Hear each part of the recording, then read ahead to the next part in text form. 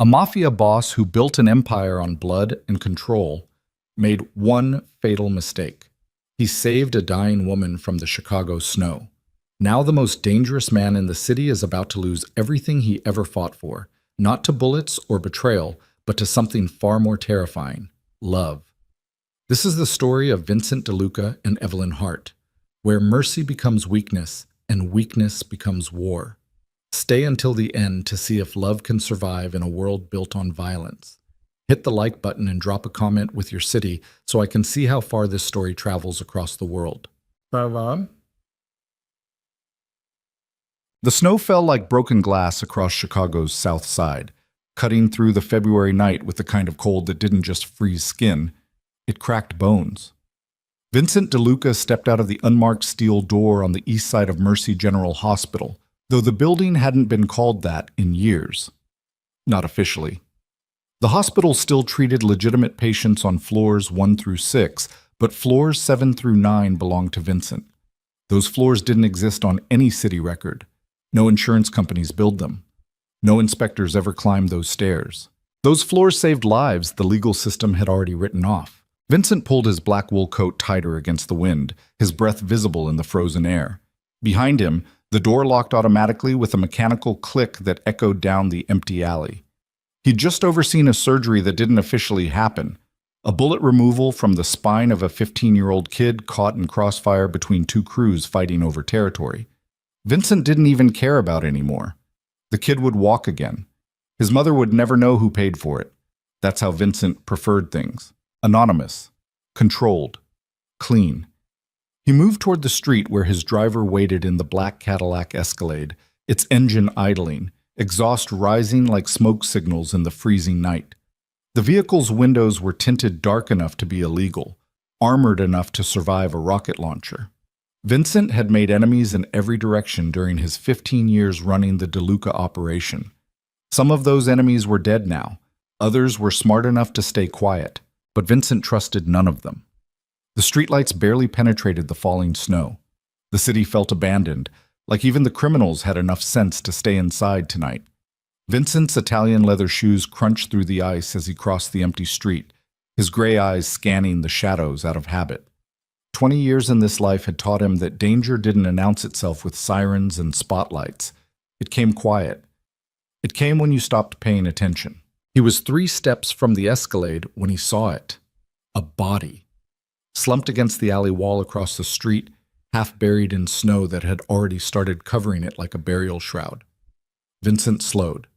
His hand instinctively moved toward the Glock 19 holstered beneath his coat, fingers brushing the grip. Chicago's winter was brutal enough to kill a homeless person every week.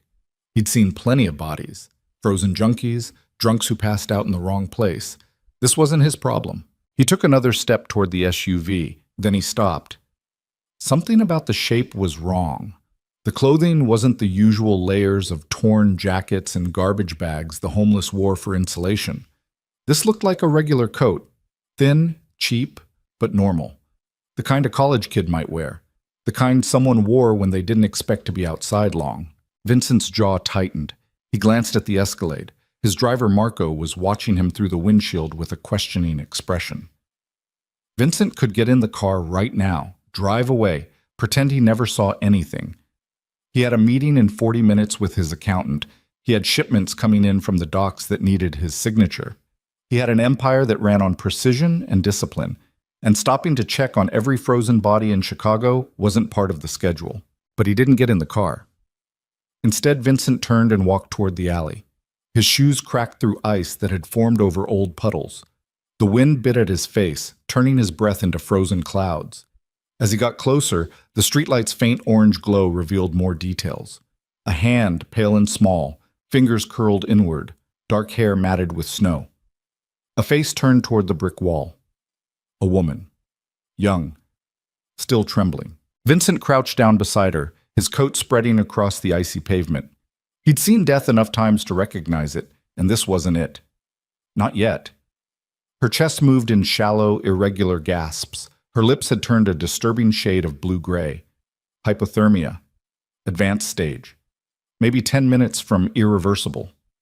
"Hey," Vincent said, his voice cutting through the wind.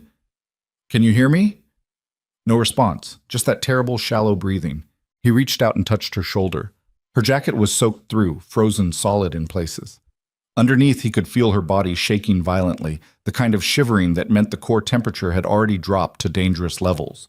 Her skin felt like ice through the wet fabric. Vincent pulled his phone from his coat and hit Marco's number. The driver answered before the first ring finished. Boss? Get the car over here, now, and call Dr. Reeves. Tell him I'm bringing someone in cold. Real cold. He's got maybe 15 minutes to prep. Got it. Vincent ended the call and shoved the phone back in his pocket. He looked down at the woman again, this time really seeing her. She couldn't have been more than 25.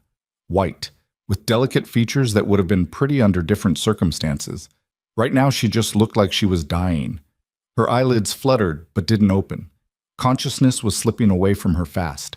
He should have called 911. Let the paramedics handle it. That would have been the smart move. The safe move. Vincent DeLuca didn't get involved in random street emergencies. He didn't play hero. He ran a criminal empire built on calculated risks and cold decisions, and picking up a dying stranger in an alley was neither calculated nor cold. But something stopped him from making that call. Maybe it was the way her hand was still clutching a small backpack, like even unconscious she was trying to protect the few things she owned. Maybe it was how young she looked, how wrong it felt to see someone that age freezing to death in an alley while the rest of the city pretended not to notice. Or maybe it was something deeper, something Vincent had buried years ago and refused to think about. A memory of another woman, another winter, another failure. He didn't let himself finish that thought. Instead, Vincent slid his arms under the woman's body and lifted her. She weighed almost nothing. He could feel every bone through the wet jacket, could feel how severely malnourished she was beneath the cold. Her head rolled against his chest, dark hair spilling across his coat. The trembling continued, her body fighting a war it was losing. The Escalade pulled up beside him, and Marco jumped out to open the rear door. The driver's eyes went wide when he saw what Vincent was carrying, but he knew better than to ask questions. Vincent climbed into the back seat, still holding the woman against his chest. Her frozen clothes soaked into his expensive suit, but he didn't care. Drive, Vincent ordered. Fast, but don't hit anything. I need her alive when we get there. Marco nodded and slammed the door shut. The Escalade's tires spun briefly on the ice before finding traction, and then they were moving, cutting through the empty streets toward the private clinic Vincent operated 3 blocks away. The clinic that didn't exist on any official records. The clinic where people came when hospitals asked too many questions. Vincent looked down at the woman in his arms. Her breathing had gotten worse, more labored. Her lips looked even bluer under the SUV's interior lights. He pressed 2 fingers against her neck, feeling for a pulse. It was there, but weak, thready, inconsistent. Come on, he muttered. Don't you dare die in my car. She didn't respond. Didn't even seem to register his voice. Her eyes stayed closed, her body limp except for those terrible shivers that racked through her every few seconds. The clinic appeared ahead, a narrow 4-story building wedged between a closed laundromat and a shuttered bodega. The windows were dark except for the 3rd floor, where Dr. Reeves kept his operating suite. Marco pulled into the alley behind the building and killed the engine. Before Vincent could move, the back door of the clinic burst open and Dr. Reeves appeared with 2 nurses, all 3 of them moving fast. Reeves was 60, gray-haired and steady-handed even after 4 decades of practicing medicine in Chicago's darkest corners. He'd lost his license 10 years ago for operating while intoxicated, but Vincent had given him a second chance. Now Reeves ran the best underground medical operation in the city, and he never drank before a surgery, ever. Hypothermia? Reeves asked, already assessing the woman as Vincent climbed out of the SUV. Severe, found her maybe 8 minutes ago. She's crashing. Bring her inside, fast. They moved through the clinic's back entrance into a hallway that smelled like disinfectant and stress. The nurses had already prepped a gurney. Vincent laid the woman down as gently as he could, then stepped back as Reeves and his team swarmed her. Scissors cut through the frozen jacket. Warm blankets appeared. An IV line went into her arm on the 2nd attempt. A heart monitor started beeping, the rhythm erratic and weak. Core temp is 89 degrees, one of the nurses announced, her voice tight. Pulse is 42. Respiration's shallow. Get her on oxygen, Reeves ordered, and start the warming protocol, slow and steady. If we heat her too fast, her heart's going to stop. Vincent stood in the hallway and watched them work. He should have left. Should have gone back to the Escalade and let Marco drive him to the meeting he was already late for. This woman wasn't his responsibility. He'd done his part by bringing her in. Whatever happened next was out of his hands. But he didn't leave. Instead, he leaned against the wall and watched as Reeves fought to pull her back from the edge. The doctor's hands moved with practiced efficiency, checking vitals, adjusting equipment, barking orders to the nurses who responded without hesitation. This was what Vincent paid for: competence without questions, skill without judgment. "Who is she?" Reeves asked without looking up from his work. "No idea." "You just found her?" "In an alley off Halstead. She was almost gone." Reeves nodded slowly, still focused on the monitors. "Well, she's still almost gone. Next 20 minutes are critical. If her core temp doesn't stabilize, we're going to lose her." Vincent's jaw tightened. He pulled out his phone and texted his accountant that the meeting was postponed. Then he texted his operations manager that he'd be unavailable for the next few hours. Then he shoved the phone back in his pocket and kept watching. The woman's face had started to regain some color as the warming blankets did their work. Her features became clearer: high cheekbones, a small nose, full lips that weren't quite so blue anymore. Pretty, Vincent thought again. Maybe beautiful, under different circumstances. But beauty didn't mean much when you were dying in a Chicago alley at 20-something years old. "We've got a rhythm stabilizing," one of the nurses said. "Pulse is up to 56. "Good," Reeves replied. "Keep the warming gradual. I want her temp up 1 degree every 15 minutes, no faster." The team worked in synchronized silence after that, adjusting equipment, monitoring readings, making small corrections. Vincent had seen Reeves save dozens of lives in this clinic, had watched him perform surgeries that would have made hospital administrators faint. But he'd never seen the old doctor look this tense. This woman was close, real close. 30 minutes passed, then 45. The monitors gradually showed improvement, heart rate climbing, breathing getting stronger. Core temperature inching upward, degree by painful degree. Reeves finally stepped back from the gurney and pulled off his latex gloves with a sharp snap. "She's stable," he announced. "For now, but she's not out of danger yet. Hypothermia this severe can cause complications for days. Kidney failure, heart arrhythmia, brain damage. We won't know the full extent until she wakes up." "When will that be?" Vincent asked. Reeves shrugged. "Could be hours. Could be longer. Her body's been through hell. It needs time to recover." He paused, studying Vincent with tired eyes. "You planning to stick around?" Vincent looked at the woman on the gurney. Her eyes were still closed, her breathing still shallow, but regular now. The heart monitor beeped steadily, a sound that meant life instead of death. She had no identification on her, no wallet, no phone, just that small backpack she'd been clutching, which the nurses had set aside on a chair. "Yeah," Vincent said quietly, "I'm staying." Reeves raised an eyebrow but didn't comment. He'd worked for Vincent long enough to know when not to push. "We'll move her to a recovery room. You can wait there if you want. But Vincent, you should probably figure out who she is, because when she wakes up, she's going to have questions. And knowing you, you're not going to like the answers you have to give." Vincent didn't respond to that. He just followed as the nurses wheeled the gurney down the hall toward the private recovery wing, the section of the clinic reserved for Vincent's most sensitive cases. The room they chose was small but clean, with a single window overlooking the alley. Medical equipment lined one wall. A chair sat in the corner. The woman was transferred from the gurney to the bed with practiced efficiency, then connected to fresh monitors. The nurses left. Reeves gave a few final instructions, then left too, and Vincent was alone with her. He sat in the chair and stared at this stranger he'd saved without knowing why. Outside, the snow kept falling, covering Chicago in white silence. Inside, the monitor beeped its steady rhythm, counting seconds that turned into minutes that turned into an hour. Vincent pulled out his phone and opened the background check app his security team used. He took a photo of the woman's face and uploaded it to the facial recognition system. 3 minutes later, results started appearing. Evelyn Marie Hart, age 24. Born in Springfield, Illinois. Parents deceased. Killed in a car accident 6 years ago. Currently enrolled at Chicago Community College, part-time student. Last known address: a studio apartment in Pilsen, rent 3 months overdue. Credit score in the basement. Student loan debt approaching 6 figures. No criminal record, no social media presence worth mentioning. A nobody, by most standards. Just another broke college kid trying to survive in a city that chewed people up and spit them out daily. But Vincent kept reading. Employment history showed 3 part-time jobs in the last year alone. Waitress, grocery store clerk, dog walker. All of them minimum wage. All of them barely enough to cover rent, let alone food or heat, or the medication she apparently needed based on the prescription records his system pulled from a hacked pharmacy database.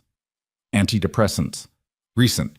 Prescribed after a psychiatric evaluation following what the notes carefully described as an episode of acute stress. Vincent closed the app and looked at Evelyn Hart sleeping in the hospital bed. The warming blankets had brought color back to her skin. Her breathing had normalized. She looked peaceful now, almost fragile. A girl who'd been dealt a shit hand and was doing everything she could just to stay alive. And she'd almost failed tonight. Vincent leaned back in the chair and rubbed his eyes. He should have left her in that alley, should have called 911 and walked away. Getting involved in her life was a mistake. She'd wake up eventually, and when she did, she'd ask questions. Who saved her? Why? What it cost? And Vincent would have to explain that she now owed her life to a man who ran half of Chicago's criminal underground. That conversation was going to be a nightmare. But as much as Vincent's logical mind told him to walk away, something else kept him in that chair. Something he didn't want to examine too closely. Something that felt uncomfortably like the ghost of a memory he'd spent years trying to bury. Hours passed. The snow outside turned to freezing rain that tapped against the window like impatient fingers. Vincent's phone buzzed with messages he ignored. His empire could run itself for one night. His meetings could wait. Right now, sitting in this quiet room watching a stranger breathe felt strangely more important than anything else. It was almost 4 in the morning when Evelyn's eyes finally opened. She didn't move at first, just stared at the ceiling, her expression confused and disoriented. Then her gaze slowly tracked across the room. The medical equipment, the monitors, the IV in her arm. Finally, her eyes found Vincent sitting in the corner, watching her. For a long moment, neither of them spoke. Then Evelyn's voice, rough and quiet from disuse, broke the silence. Am I dead? Vincent almost smiled. Almost. No, you're alive. Where am I? A clinic. Private. You were hypothermic when I found you. Severe stage. You almost didn't make it. Evelyn's eyes drifted back to the ceiling. She processed that information slowly, like her brain was still fighting through fog. You found me? In an alley off Halstead. You were unconscious. Freezing. I don't remember. Her voice sounded hollow, empty. I was walking home from work. It was so cold. I thought I could make it. I thought... She trailed off, her eyes closing again. I don't remember anything after that. Vincent leaned forward, elbows on his knees. You collapsed. If I hadn't been walking past, you would have died there. Evelyn's eyes opened again, and this time they focused on him with more clarity. She studied his face, the sharp jawline, the gray eyes that had seen too much, the expensive suit that didn't belong in a place like this. Understanding slowly dawned in her expression. Who are you? She asked. Vincent hesitated. This was the moment, the choice. He could lie. Give her a fake name, a simple story, let her walk away thinking some good Samaritan had saved her life. That would be cleaner. Safer for both of them. But Vincent DeLuca had built his reputation on a lot of things, and lying to people's faces wasn't one of them. Vincent DeLuca, he said. The name hung in the air between them. Vincent watched Evelyn's face for recognition, waiting to see if she knew who he was. Most people in Chicago did, at least by reputation. The mafia boss who controlled the South Side. The man politicians whispered about in closed rooms. The ghost who moved shipments through the port without ever appearing on a single surveillance camera. But Evelyn's expression showed only confusion. Should I know that name? She asked.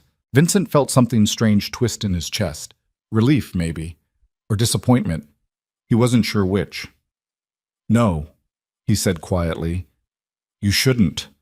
Evelyn's hand moved to the IV in her arm, her fingers tracing the tube absently. This treatment, she said slowly. The clinic. The doctor. How much is this going to cost me? And there it was. The question Vincent had been dreading. He could have lied again. Could have told her it was covered, that she didn't owe anything, that she should just recover and forget this ever happened.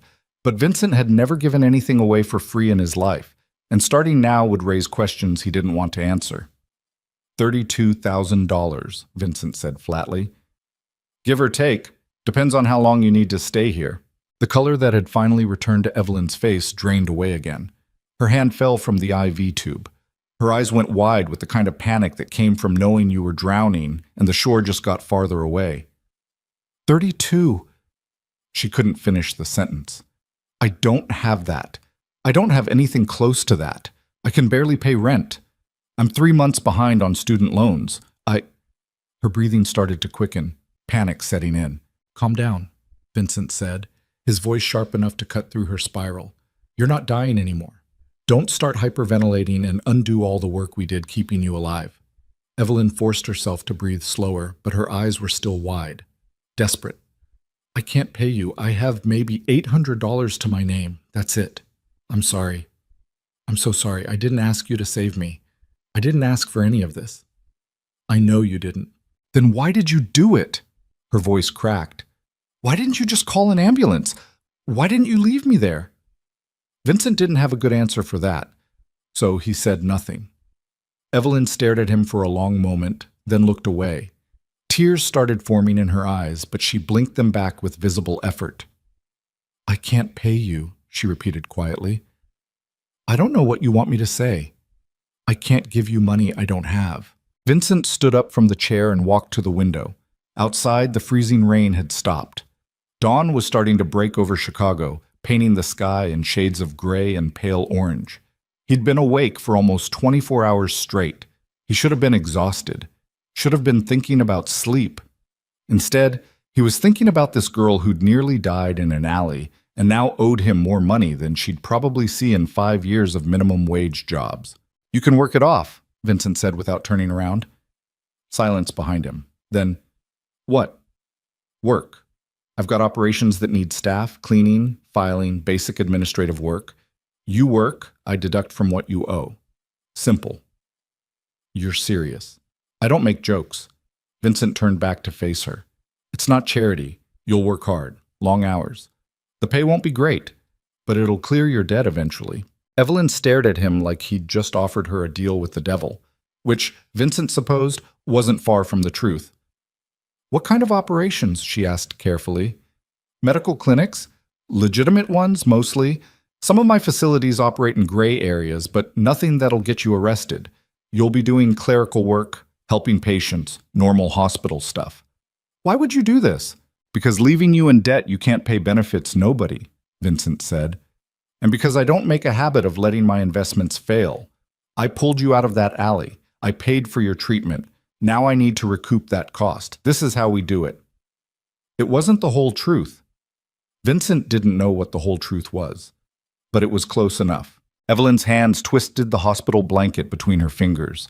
She looked small in that bed, vulnerable and lost, but her eyes showed something else, a spark of determination that hadn't died despite everything she'd been through. How long would it take? She asked. To work off $32,000. Depends on how fast you work, how many hours you put in. Maybe a year. Maybe less. And if I say no, Vincent's expression didn't change. Then you walk out of here owing me $32,000 plus interest, and we both know you'll never pay it back. Eventually I'll have to collect, and I'm not as gentle as I've been tonight. It wasn't a threat, just a statement of fact. Vincent DeLuca didn't make empty threats. Evelyn's jaw tightened. She looked at the IV in her arm, then at the monitors tracking her heartbeat, then finally back at Vincent standing by the window with the dawn breaking behind him. 1 year, she said quietly. Approximately. And then we're even. The debt's cleared. I never hear from you again. That's the deal. Evelyn took a deep breath, held it, then released it slowly. Okay, she said. I'll do it. Vincent nodded once. Good. You'll start as soon as Dr. Reeves clears you for discharge.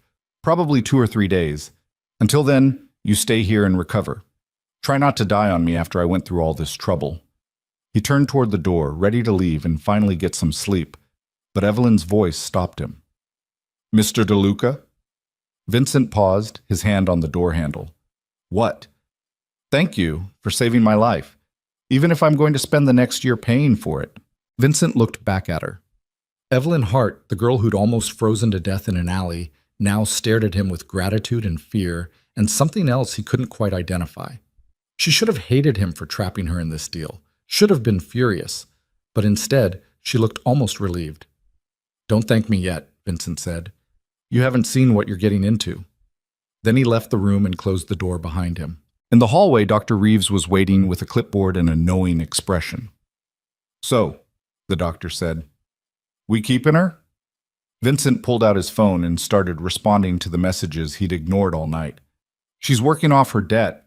Set her up with whatever she needs, food, clothes, a place to sleep until she's discharged. Bill it to the clinic's operating budget. Vincent! Reeves's voice carried a warning. You sure about this? Bringing in some random girl we know nothing about? That's not like you. I'm sure. Because from where I'm standing, this looks like you just made a decision based on something other than cold logic. And that's dangerous. Vincent stopped typing and looked up at the doctor with eyes that had made grown men back down from confrontations. She works. She pays her debt. Then she's gone. That's logic. Now do what I told you and get her set up. Reeves held his gaze for a moment, then sighed and nodded. Whatever you say, boss. Vincent finished responding to his messages, then walked out of the clinic into the freezing Chicago morning. Marco was still waiting with the Escalade, the driver looking exhausted but alert. Vincent climbed into the back seat and pulled out his phone to check his schedule. He had meetings stacked for the entire day, shipments to authorize, territory disputes to resolve, politicians to pay off, an empire to run with the same cold precision that had kept him alive and powerful for 15 years. But as Marco pulled away from the clinic and drove toward Vincent's penthouse downtown, all Vincent could think about was Evelyn Hart's face when she'd agreed to work off her debt. The way she'd looked at him with gratitude despite knowing exactly what kind of man had saved her life. Vincent leaned back against the leather seat and closed his eyes. He'd made a mistake tonight. He knew it. Saving that girl had been pure impulse, and Vincent DeLuca didn't do impulse. He did calculation, control, strategy. But something about finding her in that alley had cracked open a door inside him that he'd welded shut years ago, a door he'd promised himself would never open again. And now Evelyn Hart was going to be working in his operation for the next year, walking through his clinics, existing in his world, reminding him every single day of the decision he'd made in that frozen alley. Vincent opened his eyes and stared out the window at Chicago passing by in the early morning light. The city looked clean under fresh snow, almost innocent. But Vincent knew better. Chicago was a beast that devoured the weak and rewarded the ruthless. It had no mercy, no conscience. And Vincent DeLuca had survived in this city by becoming just as merciless. But tonight, for reasons he still didn't fully understand, he'd shown mercy to a dying girl in an alley. And that single moment of weakness was about to change everything. 3 days later, Evelyn walked out of the clinic, wearing clothes that didn't belong to her, and stepped into a life she didn't recognize. The pants were black and stiff, some kind of medical scrub material that smelled like industrial detergent. The shirt was white, buttoned down, 2 sizes too big. Someone had left them folded on the chair beside her bed, with a note written in sharp handwriting, "Wear these, be ready by 8." No signature. Evelyn knew who'd written it anyway. Dr. Reeves had cleared her that morning after running a final set of tests. Her core temperature had stabilized. Her heart rhythm looked normal. The kidney function that had worried him for 48 hours had bounced back. Physically, she'd survived. But Reeves had looked at her with tired eyes and said something that stuck in her mind like a splinter. "You got lucky this time. Next time you might not." Evelyn hadn't asked what he meant by next time. She just nodded and got dressed. Now she stood outside the clinic in the freezing morning air, watching her breath turn to fog, waiting for whatever came next. The street was empty except for a few cars passing by and a homeless man digging through a dumpster across the alley. Chicago looked exactly the same as it had before she almost died. The city didn't care. It just kept moving. A black Escalade turned the corner and pulled up to the curb. The rear window rolled down, and Vincent DeLuca's face appeared in the gap. "Get in." Evelyn hesitated for half a second, then opened the door and climbed inside. The interior smelled like leather and expensive cologne. Vincent sat on the far side, dressed in another perfectly tailored suit, his gray eyes fixed on his phone. He didn't look at her as the driver pulled away from the curb. They drove in silence for 10 minutes. Evelyn watched the south side blur past the tinted windows, shuttered storefronts, corner bodegas with barred windows, apartment buildings that looked like they'd given up decades ago. This was her neighborhood. She'd lived here for 2 years, worked 3 jobs trying to survive here, and nearly died here. But sitting in this SUV next to Vincent DeLuca made it all look different, smaller, like she was seeing it from the other side of a wall she hadn't known existed. "Where are we going?" she finally asked. "Mercy General," Vincent said without looking up from his phone. "The legitimate part. You'll be working intake on the 5th floor, checking patients in, handling paperwork, answering phones, basic administrative work." "That's it?" "That's it." He glanced at her briefly. "Were you expecting something more dramatic?" Evelyn didn't answer. Honestly, she hadn't known what to expect. When Vincent had offered her this deal, part of her brain had immediately jumped to every crime movie she'd ever seen. Drug operations, money laundering, bodies in barrels. But so far, everything looked almost normal. Almost. "The clinic I was in," Evelyn said carefully, "the one where you brought me. That's not part of the legitimate hospital, is it?" Vincent's expression didn't change. "No." "What is it?" "Somewhere people go when they can't go anywhere else." He put his phone away and finally turned to look at her directly. "You're going to hear things while you work here. You're going to see things that don't make sense. Patients with no insurance who somehow get treated anyway. Bills that disappear. People who shouldn't be walking around after the injuries they came in with. Here's the rule. You don't ask questions. You don't talk about what you see. You do your job, collect your paycheck, and go home. Understand?" Evelyn held his gaze. "And if I do ask questions, then you'll find out exactly how much trouble your curiosity is worth." Vincent's voice stayed level, but something cold moved behind his eyes. "I saved your life, Evelyn. Don't make me regret it." The threat hung in the air between them.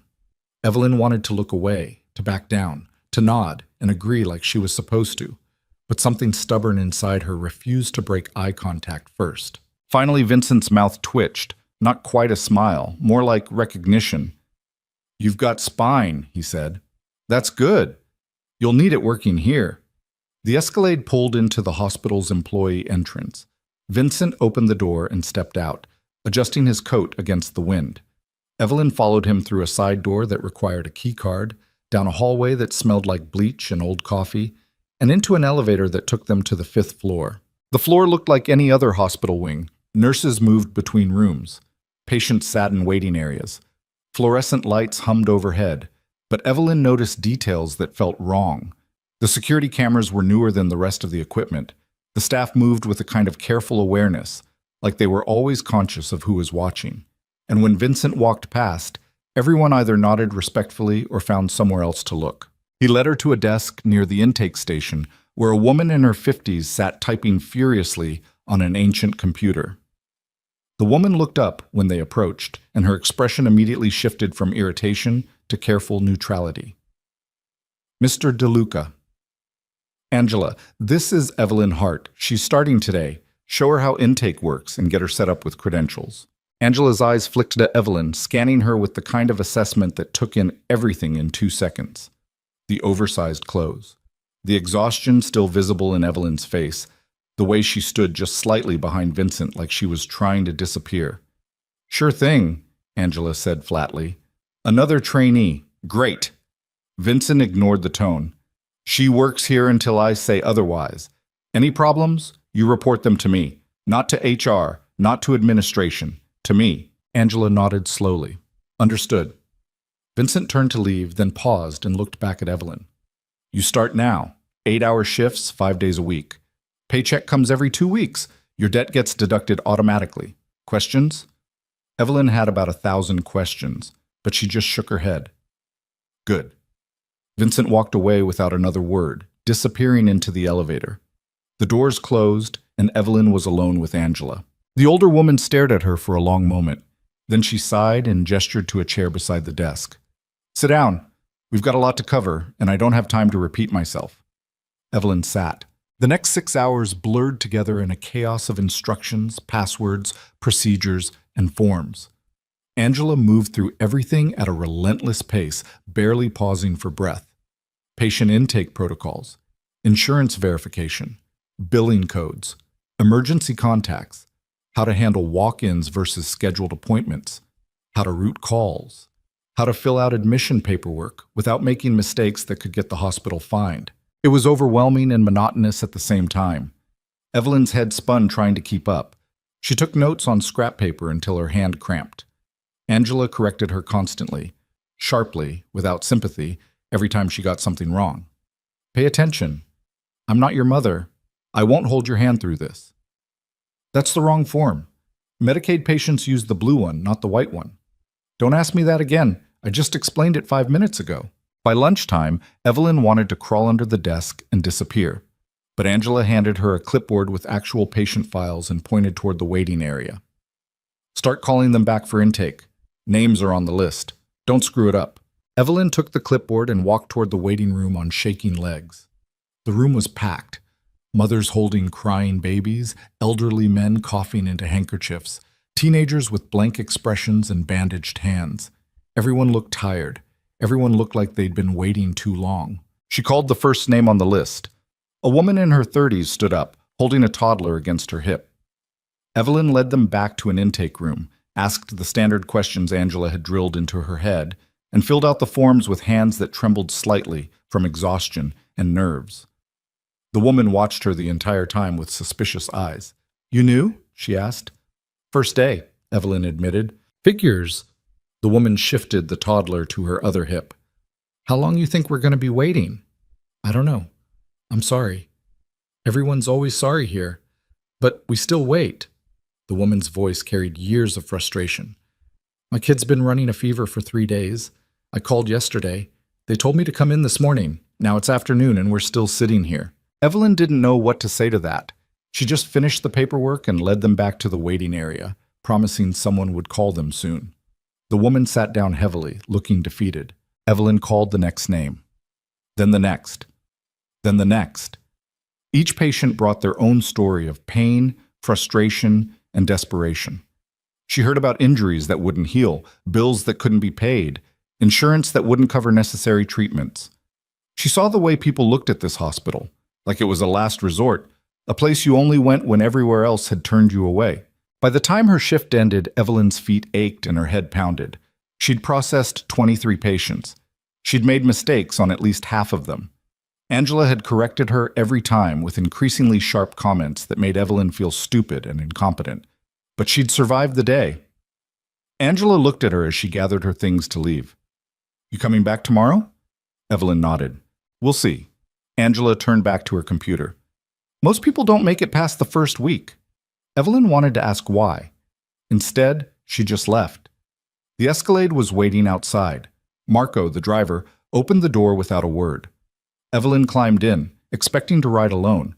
But Vincent was there again, sitting in the same position as this morning, phone in hand. How was it? He asked. Hard. It gets harder. They drove in silence again. Evelyn leaned her head against the window and watched Chicago pass by. The sun was setting, painting the sky in shades of orange and purple. It would have been beautiful if she'd had the energy to care. Where do you live? Vincent asked suddenly. Evelyn gave him her address in Pilsen. Vincent relayed it to Marco, who changed direction without comment. 20 minutes later, they pulled up outside Evelyn's apartment building, a crumbling 3-story walk-up wedged between a liquor store and a laundromat. Vincent looked at the building through the window, his expression unreadable. This is it? Yeah. What floor? 3rd. Vincent's jaw tightened. Any heat? Sometimes. Evelyn opened the door. Thanks for the ride. Wait. Vincent pulled an envelope from his coat pocket and handed it to her. First week's advance, cash. Use it for whatever you need. Evelyn looked at the envelope without taking it. I thought the debt gets deducted automatically. It does. This is separate. Why? Because I need you functional. Can't have you collapsing from malnutrition or hypothermia again. Bad for productivity. Vincent's tone was flat, businesslike. Take it. Evelyn took the envelope. It felt thick, heavy. She didn't open it. "Thank you," she said quietly. Vincent nodded once. Then the Escalade pulled away, leaving Evelyn standing on the sidewalk in the freezing evening air. She climbed the 3 flights of stairs to her apartment, unlocked the door, and stepped inside. The studio was exactly as she'd left it. Tiny, cold, messy. Clothes piled on the floor, dishes stacked in the sink, a mattress on the ground with blankets she hadn't washed in weeks. The radiator clanked uselessly in the corner, providing no heat. Evelyn sat on the mattress and opened the envelope. $500, all cash. More money than she'd had at once in months. She stared at it for a long time. Then she put her head in her hands and cried for the first time since waking up in Vincent's clinic. The days blurred together after that. Evelyn worked her shifts at the hospital, processing patients, answering phones, filling out endless paperwork under Angela's harsh supervision. She learned the rhythms of the floor, which doctors were kind and which ones yelled, which nurses could be trusted and which ones gossiped, which patients were regulars and which ones were new. She also learned which patients didn't exist in any official system. They came in through the side entrance, usually late at night. Young men with gunshot wounds, women with injuries that looked like someone had beaten them, kids with broken bones and terrified eyes. They all had one thing in common. They couldn't go to a normal emergency room, too many questions, too much documentation. But here, on Vincent's floors, they got treated anyway. Evelyn processed them like everyone else, but she noticed the differences. Their intake forms were incomplete. Their billing codes were always marked administrative review, and they always left without anyone ever mentioning insurance or payment. She didn't ask questions. She remembered Vincent's warning, but she wasn't blind. 2 weeks into the job, Evelyn was filing paperwork in the back office when she overheard 2 nurses talking in the break room next door. The door was cracked open, and their voices carried through clearly. "Did you see the kid they brought in last night? Couldn't have been more than 14. Bullet went clean through his shoulder." "DeLuca's operation?" "Has to be. No police report, no parents. Just patched him up and sent him back out." "I don't ask anymore. Safer that way." "Yeah, but doesn't it bother you? We're basically running a criminal hospital here. We're running the only hospital that'll treat people the system gave up on. Call it whatever you want." Evelyn stood frozen in the filing room, her hand still on the cabinet drawer. She'd suspected, but hearing it confirmed was different. This wasn't just a hospital with loose billing practices. This was Vincent's operation, his network, and she was part of it now. The realization should have terrified her, should have made her want to quit, to walk away, to find some other way to pay off her debt. But instead, Evelyn thought about the patients she'd seen. The mother with the sick toddler who couldn't afford a regular hospital. The elderly man with no insurance who needed medication he'd never be able to buy. The teenage girl who came in with bruises she wouldn't explain and left with treatment she'd never have received anywhere else. These people had nowhere else to go. And Vincent DeLuca, the mafia boss who supposedly had no conscience, was the only one helping them. Evelyn closed the filing cabinet and went back to work. A month passed, then 2. Winter deepened into the kind of cold that made Chicago feel like an Arctic prison. Evelyn fell into a routine. Wake up at 6, take 2 buses to the hospital, work 8 hours under Angela's relentless criticism, take 2 buses home, eat whatever cheap food she could afford, sleep, repeat. The debt decreased slowly. Each paycheck showed the deduction. Each week the number got slightly smaller. At this rate, she'd be free in about 11 months. She almost never saw Vincent. He came to the hospital occasionally, always surrounded by men in expensive suits, always moving with purpose. When he passed by the intake desk, he never acknowledged her. Evelyn told herself that was fine. Better, even. The less interaction, the simpler everything stayed. But she noticed things anyway. The way Vincent's jaw tightened when he saw elderly patients struggling in the waiting room. The way he stopped to talk to a young mother whose son was being treated for asthma, his voice quiet and almost gentle. The way his eyes swept across the floor constantly, cataloging everything, missing nothing. He wasn't just running a criminal operation. He was protecting something. One afternoon in late February, Evelyn was processing a walk-in patient when Angela suddenly grabbed her arm. "Come with me. Now." Evelyn followed Angela down the hallway to a private exam room. Inside, a woman sat on the examination table, holding her side. Blood seeped through her fingers, Her face was pale, her breathing shallow. "Gunshot wound," Angela said flatly. "Through and through. She won't go to the ER. Process her intake. Fast." Evelyn stared at the blood. "Shouldn't we call?" "No police, no questions, just do the intake." Angela shoved a clipboard at her and left. The woman looked at Evelyn with desperate eyes. "Please, I can't let anyone know I was here." Evelyn's hands shook as she filled out the form. Name, age, symptoms. She skipped the insurance section entirely and marked it administrative review like she'd seen on the other special cases. A doctor arrived minutes later. Not Reeves, but another man Evelyn had seen around the floor. He examined the woman quickly, applied pressure to stop the bleeding, and called for a nurse to assist with stitches. "You did good," he told Evelyn. "Now forget you saw her." Evelyn nodded and left the room. But her hands wouldn't stop shaking. She'd just processed someone with a gunshot wound and hadn't reported it. That was illegal. That made her complicit. She made it to the bathroom before the panic attack hit. Evelyn locked herself in a stall and tried to breathe through the tightness, crushing her chest. This was wrong. All of it. She was supposed to be working off a debt, not becoming part of a criminal network. She was supposed to keep her head down and survive, not get dragged deeper into Vincent DeLuca's world. But what choice did she have? Walk away? Default on the debt? Face whatever collection Vincent had warned her about? The bathroom door opened. Footsteps approached. Then Angela's voice cut through Evelyn's spiral. "You in here?" Evelyn didn't answer. "I can see your shoes under the stall. Come out." Evelyn unlocked the door and stepped out. Angela stood by the sinks, arms crossed, expression hard. "First time seeing real blood?" Angela asked. Evelyn nodded. "Gets easier, or you quit. Those are your options." Angela's voice wasn't unkind, just factual. "This floor isn't like normal hospitals. We treat people who can't be treated anywhere else. Some of them are good people in bad situations. Some of them are bad people in worse situations. We don't judge. We just patch them up and send them out." "That's illegal," Evelyn said quietly. "So is letting people die because they can't afford treatment." Angela moved to the sink and washed her hands. "You want to know why I've worked here for 12 years? Because I used to work at Cook County.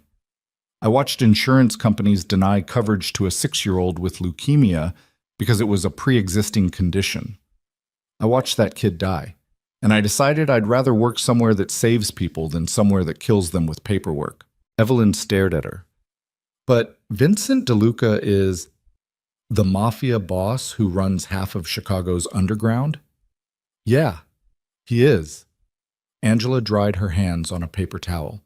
"He's also the man who funds this entire operation, who makes sure we have equipment when the hospital budget cuts us, who pays for medications when patients can't. You think that woman with the gunshot wound could have afforded treatment anywhere else? She'd be dead in an alley by tomorrow."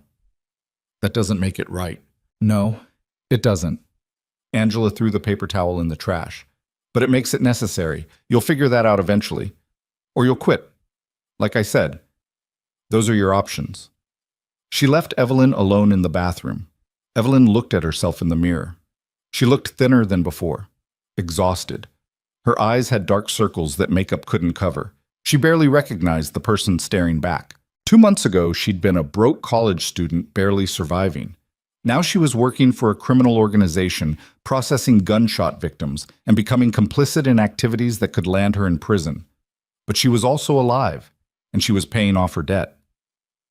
Evelyn splashed cold water on her face and went back to work. That night, when Marco dropped her off at her apartment, Vincent was waiting in the Escalade's back seat again. "Get in," he said. Evelyn climbed inside. "What's wrong?" "Nothing's wrong. We need to talk." The SUV pulled away from the curb. They drove through Chicago in silence for several minutes. Finally, Vincent spoke. "Angela told me what happened today. The patient with the gunshot wound." Evelyn's stomach tightened. "I processed her intake like I was told." "I know. Angela says you handled it well." Vincent looked at her directly. "But she also says you had a panic attack in the bathroom afterward." Evelyn didn't respond. "You're struggling with this," Vincent continued, "with what we do here. I get it. But I need to know if you're going to be a problem." "I'm not a problem." "Then what are you?" Evelyn met his eyes. I'm someone trying to survive, just like everyone else who comes through that hospital. Vincent studied her for a long moment, then he nodded slowly. Fair enough. They drove in silence again. Evelyn watched the city lights blur past the window. She should have been terrified of this man, should have hated him for trapping her in this situation. But when she looked at Vincent, all she saw was exhaustion that matched her own. Why do you do it? She asked suddenly. Vincent's expression didn't change. Do what? Run the hospital floors, treat people who can't pay, risk your operation for strangers. It's good business, keeps people loyal. That's not why. Evelyn's voice was quiet but certain. I've seen you there. The way you look at the patients. That's not business. Vincent's jaw tightened. For a moment, Evelyn thought he'd tell her to mind her own business, to shut up and stop asking questions. Instead, he looked out the window and said something she didn't expect. I had a sister, younger than me. She got sick when she was 16, needed treatment our family couldn't afford. My father tried everything, begged doctors, applied for programs, sold everything we had. Wasn't enough. She died waiting for treatment that never came. Evelyn's breath caught. I'm sorry. Don't be. It was 20 years ago. Vincent's voice stayed level, but his hands curled into fists against his thighs. But I decided then that if I ever had the power to stop that from happening to someone else, I would. So that's what I do. I make sure people get treated regardless of whether they can pay. That's not what most mafia bosses do. I'm not most mafia bosses. Vincent finally looked back at her. And you're not most employees. Most people would have quit by now, or tried to report me, or demanded I let them out of the debt. But you're still here, still working, still showing up every day despite hating every minute of it. I don't hate it, Evelyn said before she could stop herself. Vincent raised an eyebrow. No? I hate the fear. I hate feeling like I'm breaking the law. I hate not knowing if what I'm doing is right or wrong. Evelyn took a breath. But I don't hate helping people, even if it's messy, even if it's complicated. Something shifted in Vincent's expression, not quite a smile, but close. You're tougher than you look, Evelyn Hart. The Escalade pulled up outside her apartment building. Evelyn reached for the door handle, then hesitated. Mr. DeLuca? Vincent. Just call me Vincent. Vincent? The name felt strange in her mouth, too familiar. Thank you for telling me about your sister. Vincent nodded once. Don't make me regret it. Evelyn climbed out of the SUV and watched it drive away. Then she went upstairs to her freezing apartment and lay on her mattress, staring at the ceiling. Something had changed tonight. Some wall between her and Vincent had cracked open just enough to let light through. She'd seen past the mafia boss facade to the man underneath. The man who'd lost his sister and spent 20 years trying to make up for it. That man was dangerous. Not because of his power or his violence, but because he made Evelyn want to understand him. And understanding him meant getting closer. And getting closer meant risking everything. 3 weeks later, everything fell apart. It started with a mistake. One of the intake nurses, a young guy named Marcus who'd only been working the floor for a month, accidentally filed a report on one of the special patients. A 17-year-old with a stab wound who'd come in through the side entrance. Marcus didn't know the protocol. Didn't realize the patient was supposed to stay off the official records. By the time anyone noticed, the report had already been submitted to the state database. Angela caught it during an audit the next day. She called Vincent immediately. Evelyn was at the intake desk when Vincent arrived. He moved through the floor like a storm, his expression carved from ice, his eyes murderous. Staff members scattered. Nurses found urgent tasks in other hallways. Even the doctors made themselves scarce. Vincent grabbed Marcus by the arm and dragged him into an empty exam room. Evelyn heard the door slam shut. Then she heard Vincent's voice, low and deadly. You filed a report on the Jackson kid. I didn't know. You didn't know? You've been here a month. How do you not know the basic fucking protocols? Nobody told me. Angela told you. I know she did.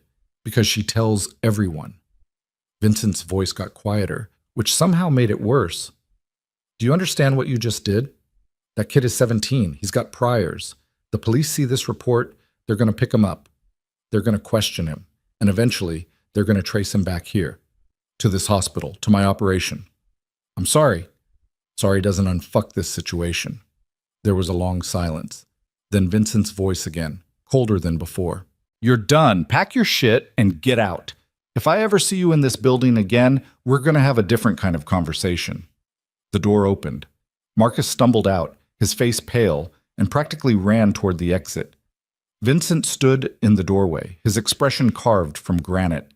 His eyes swept across the floor, landing on every staff member who'd been pretending not to listen. "Anyone else want to fuck up my operation today?" he asked quietly. Nobody responded. "Good. Get back to work." Vincent turned and left through the same elevator he'd arrived from. The floor stayed silent for a full minute after he was gone. Then, slowly, people started moving again, whispering, processing what had just happened. Evelyn's hands shook as she went back to her paperwork. She'd never seen Vincent like that. Angry, yes. Cold, yes. But that kind of controlled fury was something else entirely. That was the mafia boss everyone feared, the man who made problems disappear. That night, when Marco's Escalade dropped Evelyn off at her apartment, Vincent wasn't in the back seat. She felt a strange mix of relief and disappointment. But the next morning, everything changed again. Evelyn arrived at the hospital to find police cars parked outside the main entrance. Her heart dropped into her stomach. This was it. Marcus's mistake had blown back. They were shutting down the operation. Everyone was going to get arrested. She almost turned around and ran. But then she saw Vincent standing near the entrance, talking calmly to two detectives. He looked completely relaxed, his expression pleasant, his body language open, like he had nothing to hide. The detectives nodded at whatever he was saying, then got back in their car and drove away. Vincent caught Evelyn's eye as she approached. He tilted his head slightly, a gesture that meant, "Follow me." They walked around the building to the side entrance. Once they were alone in the hallway, Vincent stopped and turned to face her. "The Jackson kids' report got flagged," he said flatly. "Police came asking questions." Evelyn's throat went dry. "What did you tell them?" "The truth.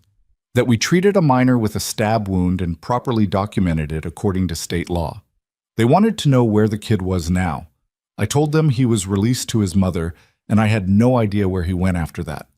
Vincent's expression stayed calm. "They bought it. For now." "For now? They're going to keep digging, going to start looking at other reports from this floor, going to notice patterns." Vincent's jaw tightened. Marcus's mistake might have just put a spotlight on everything we do here. Evelyn felt cold spreading through her chest. What happens if they find something? "Then we shut down the operation. Move patients to different facilities, scatter the staff, burn the records." Vincent looked at her directly. "And everyone who worked here becomes a liability." The threat was implicit, clear. Evelyn swallowed hard. "What do you need me to do?" "Nothing. Keep working. Act normal. If anyone asks you questions, cops, administrators, anyone, you don't know anything. You just process intake. You don't know where patients go after treatment. You don't know about billing. You don't know about the special protocols. Understand?" Evelyn nodded. Vincent studied her face for a moment. Then he did something unexpected. He reached out and put his hand on her shoulder. The touch was brief, almost gentle. "You're going to be fine," he said quietly. "I won't let anything happen to you."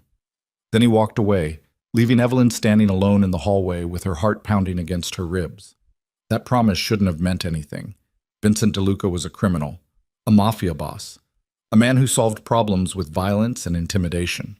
But when he touched her shoulder and promised she'd be fine, Evelyn had believed him, and that was the most terrifying thing of all. Because somewhere in the last 2 months, she'd stopped seeing Vincent as the dangerous man who'd trapped her in debt, and started seeing him as the only person in this city who actually gave a damn whether she lived or died. The next week crawled by in tense silence. The police didn't come back. No more questions were asked. But the atmosphere on the 5th floor had changed. Staff members moved cautiously, speaking in whispers, watching each other with suspicious eyes. Evelyn kept her head down and did her work. But she felt Vincent's presence everywhere. He came to the floor more often now, checking on things personally instead of delegating.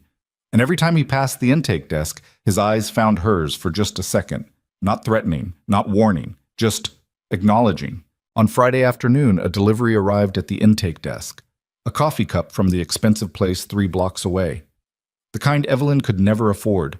Her name was written on the side in neat handwriting. Angela saw it and raised an eyebrow. "Looks like someone's got an admirer." Evelyn stared at the cup. No note, no explanation. But she knew who'd sent it. She drank the coffee slowly, tasting something that had nothing to do with caffeine. That night, Vincent was waiting in the Escalade again. Evelyn climbed in without being told. They drove through Chicago as the sun set, painting the sky in shades of purple and gold. "Thank you for the coffee," Evelyn said quietly. Vincent didn't look at her. "You look tired. Figured you could use it." "That's all?" "That's all." But it wasn't all. They both knew it. The Escalade stopped at a red light. In the silence, Evelyn became acutely aware of how close Vincent was sitting, how she could smell his cologne, how his hands rested against his thighs, relaxed but ready. "Evelyn." Her name sounded different in his voice, rougher, more real. She turned to look at him. "Yeah?" Vincent finally met her eyes. And in that moment, something passed between them that had nothing to do with debts or hospitals or criminal operations. "I think we're in trouble," he said softly. Evelyn's breath caught. "What kind of trouble?" Vincent didn't answer. He just held her gaze while the city lights reflected in his gray eyes and the world outside kept moving and everything between them shifted into something neither of them could take back. The light turned green. Marco drove forward, and Evelyn realized that Vincent was right. They were in trouble. The kind of trouble that didn't have an easy way out. The trouble started small. A text message at 2 a.m. Vincent's name on the screen. Evelyn stared at her phone in the darkness of her freezing apartment, her heart already racing before she even read the words. "Need you at the clinic, now. Emergency." She was dressed and out the door in 5 minutes. The streets were empty, the kind of dead silence that only happened in Chicago's deepest winter hours. Marco picked her up at the corner, his expression grim. He didn't say a word during the drive. The clinic's back entrance was open. Dr. Reeves stood in the hallway, his hands covered in blood, his face gray with exhaustion. "Where is he?" Evelyn asked. Reeves pointed toward the operating suite. "In there." But Evelyn, she didn't wait to hear the rest. She pushed through the doors and stopped dead. Vincent sat on the edge of an operating table, his shirt torn and soaked with blood. A deep gash ran across his ribs, the edges ragged like someone had come at him with a broken bottle. His face was pale, his breathing shallow, but his eyes were alert, furious. A nurse was trying to clean the wound. Vincent kept pushing her hands away. "I don't need stitches. I need you to find out who the fuck did this." "Mr. DeLuca, you're bleeding. I don't care." Evelyn stepped forward. "Vincent." His head snapped toward her. For a moment, his expression was pure violence. Then recognition hit, and something in his face softened, just barely. "What are you doing here?" he asked roughly. "You texted me." Evelyn moved closer, ignoring the blood. "Let them treat you. It's not that bad. You're bleeding through your shirt. It's that bad." Evelyn looked at the nurse. "What do you need?" The nurse glanced between them, uncertain. Vincent's jaw tightened, then he exhaled hard and lay back on the table. "Fine. Do it fast." The nurse worked quickly while Evelyn stood nearby, watching Vincent's face. He didn't flinch when she cleaned the wound, didn't react when she started stitching. His eyes stayed fixed on the ceiling, his hands curled into fists against the table. "What happened?" Evelyn asked quietly. Vincent didn't answer immediately. The nurse finished the stitches and wrapped gauze around his torso. Then she left, closing the door behind her. Only then did Vincent speak. "Salvatore happened." Evelyn's stomach dropped. She'd heard that name before. Whispered in hallways, mentioned in careful tones by staff who knew better than to say it too loud. Salvatore DeLuca, Vincent's father, the old patriarch who'd run Chicago's underworld for 40 years before handing control to his son. "Your father did this?" Evelyn's voice came out smaller than she intended. Not directly. He sent his guys. Vincent sat up slowly, wincing. "Wanted to send a message." "What message?" Vincent looked at her for a long moment. Then he said something that made the world tilt sideways. "That I'm getting soft, that I'm making mistakes, that I'm distracted." His gray eyes held hers. "Because of you." The words hung in the air like smoke. Evelyn took a step back. "What?" "Salvatore's been watching. He knows about you, knows I pulled you out of that alley, knows you're working the hospital, knows I've been—" Vincent stopped, his jaw working. He knows I've been different since you showed up. Different how? Weaker. The word came out like poison. That's what he thinks. That I'm going soft because I give a shit about someone who isn't family. Someone who isn't useful to the operation. Someone who's just... He gestured at her, frustrated. You. Evelyn felt something crack open inside her chest. So this is my fault? You getting attacked is because I exist? No. This is Salvatore's fault for being a paranoid bastard who thinks caring about anything makes you weak. Vincent stood up, moving carefully around the fresh stitches. But he's not wrong about one thing. I have been distracted. And in this world, distraction gets you killed. Then fire me. Evelyn's voice shook. Send me away. Tell your father I'm gone. Problem solved. Vincent stared at her. You think it's that simple? Isn't it? No. He moved closer, and Evelyn could smell blood and antiseptic on him. Because firing you doesn't change the fact that I pulled you out of that alley. Doesn't change the fact that I gave you a job instead of collecting the debt. Doesn't change the fact that every time you walk past my desk, I notice. Every time you're late to work, I check to make sure you're okay. Every time someone looks at you wrong, I want to put them through a fucking wall. Evelyn's breath caught. Vincent? Salvatore sees all of that, sees me acting like someone who has something to lose.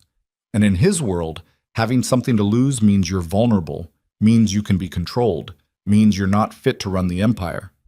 Vincent's hands curled into fists, so he sent his guys to remind me what happens when I forget who I am. The operating room felt too small suddenly, too close. Evelyn could hear her own heartbeat pounding in her ears. What are you saying? She whispered. Vincent looked at her with an expression that was equal parts fury and something terrifyingly close to desperation. I'm saying we're past the point where you can just disappear and make this go away. I'm saying my father now sees you as a weakness he needs to eliminate. I'm saying that keeping you safe just became a lot more complicated. Keeping me safe? Evelyn's voice rose. I didn't ask you to protect me. I didn't ask for any of this. You're the one who pulled me into your world. You're the one who made me work off a debt I never wanted. You're the one who... I know. Vincent's voice cut through her building panic. I know this is my fault. All of it. But it's too late to undo it now. Evelyn wanted to scream. Wanted to run. Wanted to go back to 2 months ago when she was just a broke college student freezing in an alley. At least then, the only person who could destroy her life was herself. What do we do? She asked finally. Vincent's expression hardened. You stay close to me. You don't go anywhere alone. You don't talk to anyone you don't know. And if anyone approaches you asking questions about me or my operation, you tell me immediately. That's it? I just become your prisoner? You become someone I can protect. Vincent stepped closer. Evelyn, I need you to understand something. My father doesn't make idle threats.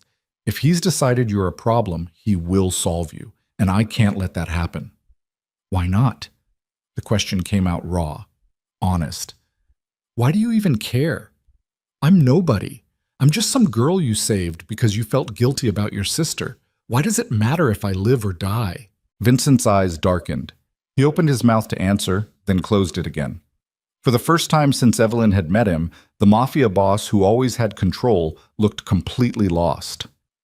I don't know, he said quietly, but it does. The admission hung between them like a lit fuse. Evelyn's phone buzzed. She pulled it from her pocket and saw Angela's name on the screen. The message was short and brutal. Police are at the hospital, looking for you specifically. Don't come in. Evelyn's hands went cold. She showed Vincent the message. His expression turned to ice. They're moving faster than I thought. What are you talking about? Salvatore. Vincent grabbed his phone and started typing. He didn't just send guys to beat me up. He made a call, tipped off the police about our operation, about you specifically. Why me? Because you're the easiest target. You're not family. You're not protected. And if they arrest you for being part of an illegal medical operation, you become leverage. Vincent's jaw tightened. He's trying to force my hand, make me choose between you and the Empire. Evelyn felt the room spinning. This can't be happening. It's happening. Vincent grabbed her arm, his grip firm. Listen to me. You can't go home. Can't go to the hospital. Can't use your credit cards or your phone after this conversation. You need to disappear right now. Disappear where? I've got a safe house in Lincoln Park. Nobody knows about it except Marco and Reeves. You'll stay there until I figure out how to fix this. Fix this? Evelyn pulled her arm free. Your father just weaponized the police against me. How exactly do you fix that? Vincent's expression was carved from stone. By doing what I should have done years ago, cutting Salvatore out of my operation completely. The words dropped like a bomb. Evelyn stared at him. You're going to go to war with your own father. I'm going to protect what's mine. Vincent's voice was absolute, final. And right now, that includes you. Before Evelyn could respond, the clinic's alarm system started blaring. Red lights flashed in the hallway outside. Dr. Reeves burst through the door, his face panicked. Police, front and back entrances. They've got warrants. Vincent moved instantly. He grabbed Evelyn's hand and pulled her toward a door she'd never noticed before. A maintenance exit hidden behind a supply cabinet. They ran through a narrow corridor that smelled like mold and rust, Vincent moving despite his fresh stitches, Evelyn stumbling to keep up. They emerged in an alley 3 buildings away. Marco was already there with the Escalade, engine running. Vincent shoved Evelyn into the back seat and climbed in after her. Drive. Now. Marco hit the gas. The SUV shot forward, tires screaming against ice. Behind them, police sirens wailed through the night. Evelyn pressed her face against the window, watching the clinic disappear behind them. Her entire body shook. This wasn't real. This couldn't be real. 24 hours ago, her biggest problem was paying rent. Now she was running from the police with a mafia boss who'd just declared war on his own father because of her. I'm going to be sick, she whispered. Vincent pulled her away from the window and turned her to face him. His hands cupped her face, forcing her to meet his eyes. Breathe, he ordered. Deep breath, in and out. Don't fall apart on me now. Evelyn tried to breathe, failed, tried again. Her vision blurred with tears she refused to let fall. This is insane, she choked out. Your father is trying to destroy me because we... She couldn't finish the sentence. I know. Do you? Evelyn's voice cracked. Do you understand that my entire life just ended? I can't go home, can't go to school, can't see anyone I know. I'm officially a fugitive because you decided I was worth saving. Vincent's hands tightened against her face. You are worth saving. Says who? You? The man whose father just put a target on my back. Evelyn shoved his hands away. Maybe I would have been better off dying in that alley. At least then I'd be free. The words came out before she could stop them. Cruel, desperate, true. Vincent's expression shattered. Just for a second. Then it rebuilt itself into something harder. Don't say that, he said quietly. Don't ever fucking say that. Why not? It's true. You saved my life, and now it's not even mine anymore. It belongs to you, to your war with your father, to your empire. I'm just collateral damage in a fight I never asked to be part of. You're not collateral damage. Vincent's voice dropped to something raw, dangerous. You're the first thing I've given a damn about in 10 years. The first person who looked at me like I was human instead of a weapon. The first time I felt like something other than the monster my father made me. Evelyn's breath stopped in her chest. Vincent kept talking, words spilling out like a confession he couldn't contain anymore. I didn't save you because you reminded me of my sister. I saved you because when I saw you dying in that snow, something inside me broke. Because every day you show up to work, exhausted and scared but still trying, I feel less empty. Because when you smile at patients, I remember what kindness looks like.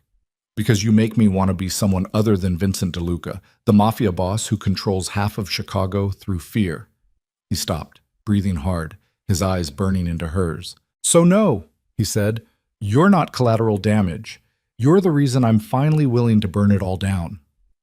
The Escalade went silent, except for the sound of tires on wet pavement and Evelyn's ragged breathing. She should have been terrified, should have told him he was insane. Should have demanded Marco stop the car so she could run and never look back. But instead, Evelyn heard herself say the most dangerous thing she could possibly say. I don't want you to burn it down for me. I just want you to be honest about what this is. Vincent's eyes searched her face. What do you want it to be? I don't know. Evelyn's voice shook. But I know it's not just about a debt anymore. It hasn't been for weeks, maybe months. And pretending otherwise is just making everything worse. The SUV turned onto Lakeshore Drive. The city lights reflected off the frozen lake. turning the world into shades of gold and black. In the back seat, Vincent and Evelyn stared at each other while the truth neither of them wanted to acknowledge finally forced its way into the open. Vincent moved first. His hand came up slowly, carefully, like he was afraid she'd disappear. His fingers brushed against her cheek, still damp from tears she hadn't realized she'd shed. "If I'm honest," he said quietly, "I'll have to admit that I'm in love with you. And admitting that makes you a target, makes you vulnerable, puts you in more danger than you're already in." Evelyn's heart started again, pounded so hard she could hear it in her ears. "And if I'm honest," she whispered, "I'll have to admit that I'm in love with you too, despite everything, despite knowing how insane this is, despite knowing it's probably going to destroy both of us." Vincent's thumb traced her jaw. His eyes held hers with an intensity that made the rest of the world disappear. "Then we're both fucked," he said. "Completely." He kissed her. It wasn't gentle, wasn't romantic. It was desperate and furious and tasted like blood from his split lip and salt from her tears. Evelyn's hands fisted in his shirt, feeling his heart hammering against her palms. Vincent's fingers tangled in her hair, pulling her closer, like he could somehow merge them into one person who couldn't be separated or destroyed. When they finally broke apart, both breathing hard, Evelyn realized they'd crossed a line they could never uncross. "This doesn't fix anything," she said.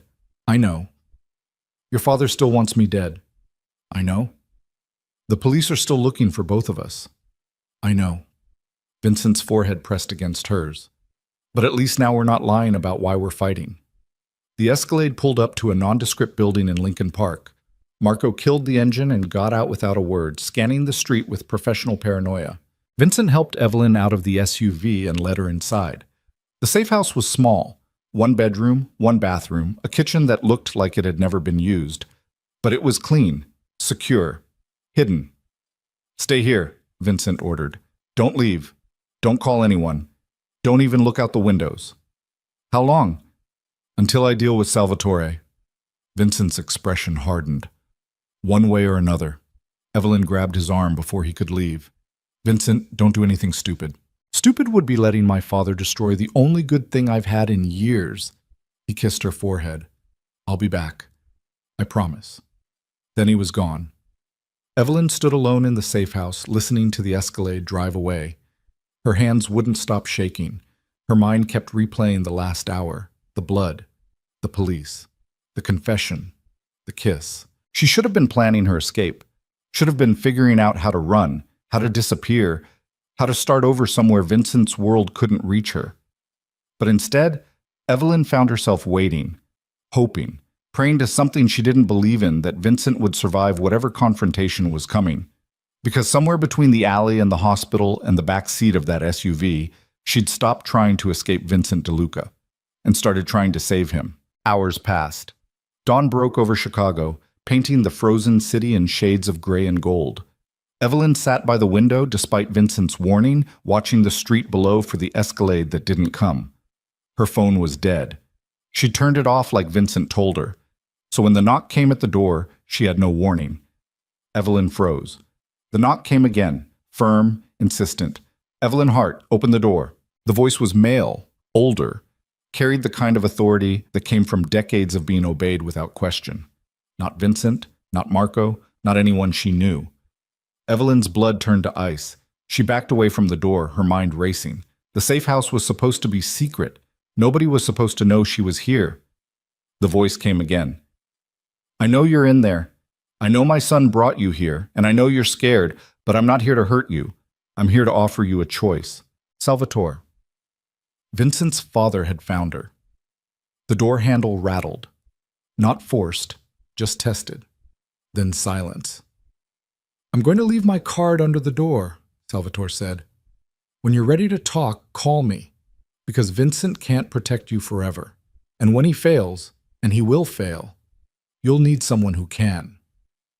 A business card slid under the door, white, embossed, expensive, then footsteps retreating down the hallway, a car starting outside, driving away.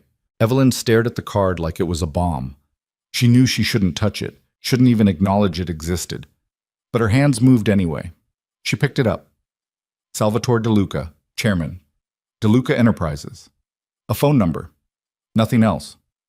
Evelyn stood in the middle of the safe house that wasn't safe anymore, holding a card from the man who wanted her dead, waiting for the man she loved to come back from a war he might not survive. And for the first time since Vincent had pulled her from that alley, Evelyn understood the truth. She wasn't caught between two worlds anymore. She was the battleground where Vincent and Salvatore's war would be fought, and whatever happened next would destroy one of them completely, maybe both. Evelyn stared at Salvatore's business card for 3 hours before she made the call. Her hand shook as she dialed the number. The phone rang twice before a voice answered. Smooth, cultured, nothing like the brutal authority she'd heard through the door. "Miss Hart, I was wondering how long it would take." Evelyn's throat felt like sandpaper. "How did you find me? I've been tracking my son's movements for 30 years. Did you really think a safe house in Lincoln Park would stay hidden?" Salvatore's voice carried quiet amusement. "Vincent is talented, but he's not invisible. Not to me." "What do you want?" "To meet. Face to face. No threats, no violence. Just a conversation between two people who care about Vincent's future." "I don't trust you." "Smart. You shouldn't." Salvatore paused. "But you'll meet with me anyway, because you know Vincent is headed toward a war he can't win, and you're the only person who can stop it." Evelyn closed her eyes. "Where?" "Grant Park, the Buckingham Fountain. 1 hour. Come alone." The line went dead. Evelyn sat on the edge of the bed, her mind racing. This was insane. Meeting with Salvatore DeLuca was exactly what Vincent had told her not to do. It was dangerous, stupid, potentially suicidal. But Salvatore was right about one thing. Vincent was going to war, and wars had casualties. If there was even a chance she could stop it before blood was spilled, didn't she have to try? Evelyn grabbed her coat and left the safe house before she could talk herself out of it. The fountain was frozen solid, its elaborate tiers covered in ice that gleamed in the afternoon sunlight. Evelyn stood 20 feet away, her breath fogging in the cold air, watching an old man in an expensive black overcoat feed pigeons near the water's edge. Salvatore DeLuca didn't look like a mob boss. He looked like someone's grandfather.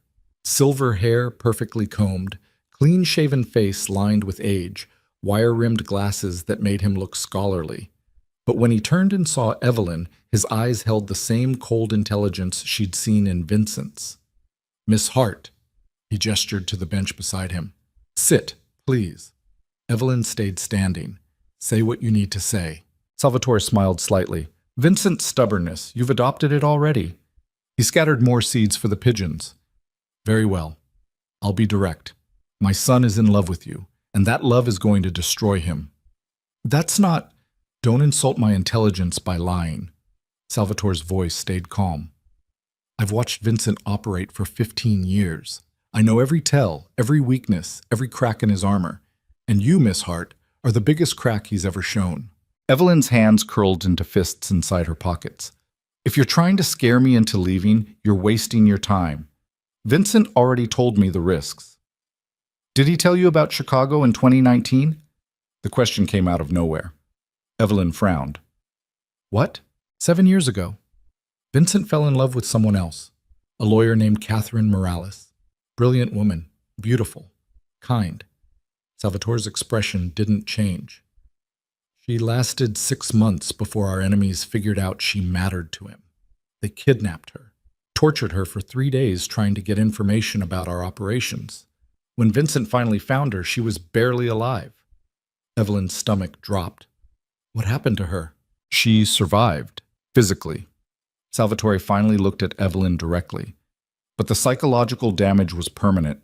She couldn't sleep, couldn't work, couldn't function. Last I heard, she was in a psychiatric facility in Arizona, still there, still broken.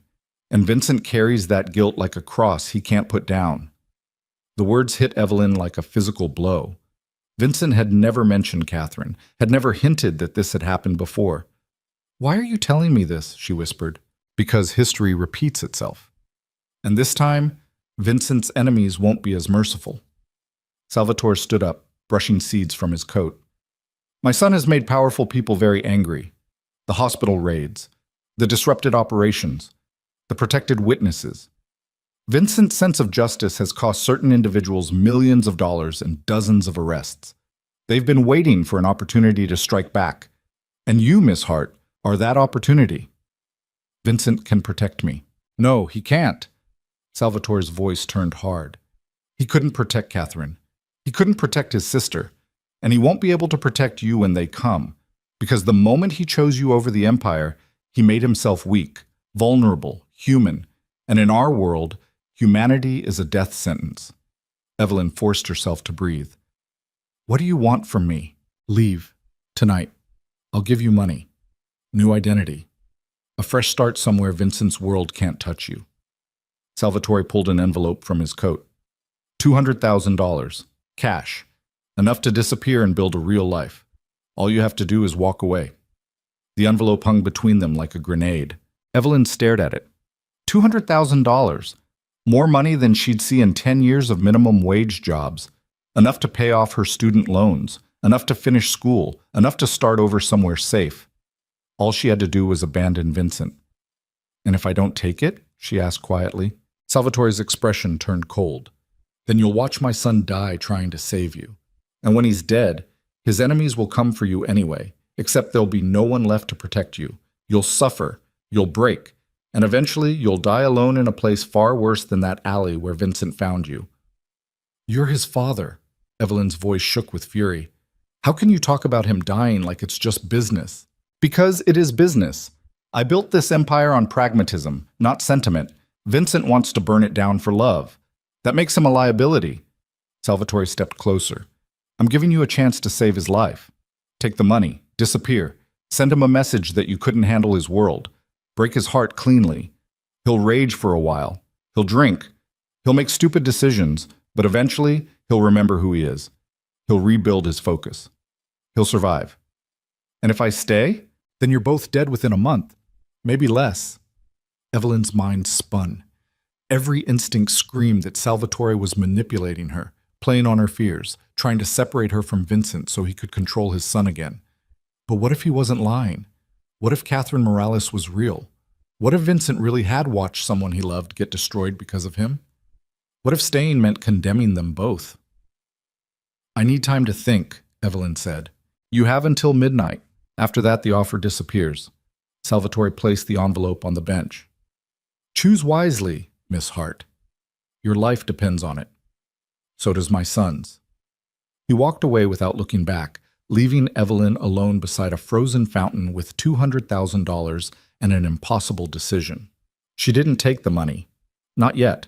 Instead, she called the one person who might tell her the truth. Dr. Reeves answered on the third ring. Evelyn, Jesus, where are you? Vincent's been losing his mind. Was there a woman named Catherine Morales? Silence on the other end. Then quietly, where did you hear that name? Salvatore told me. Is it true? Did Vincent fall in love with her? Did she get hurt because of him?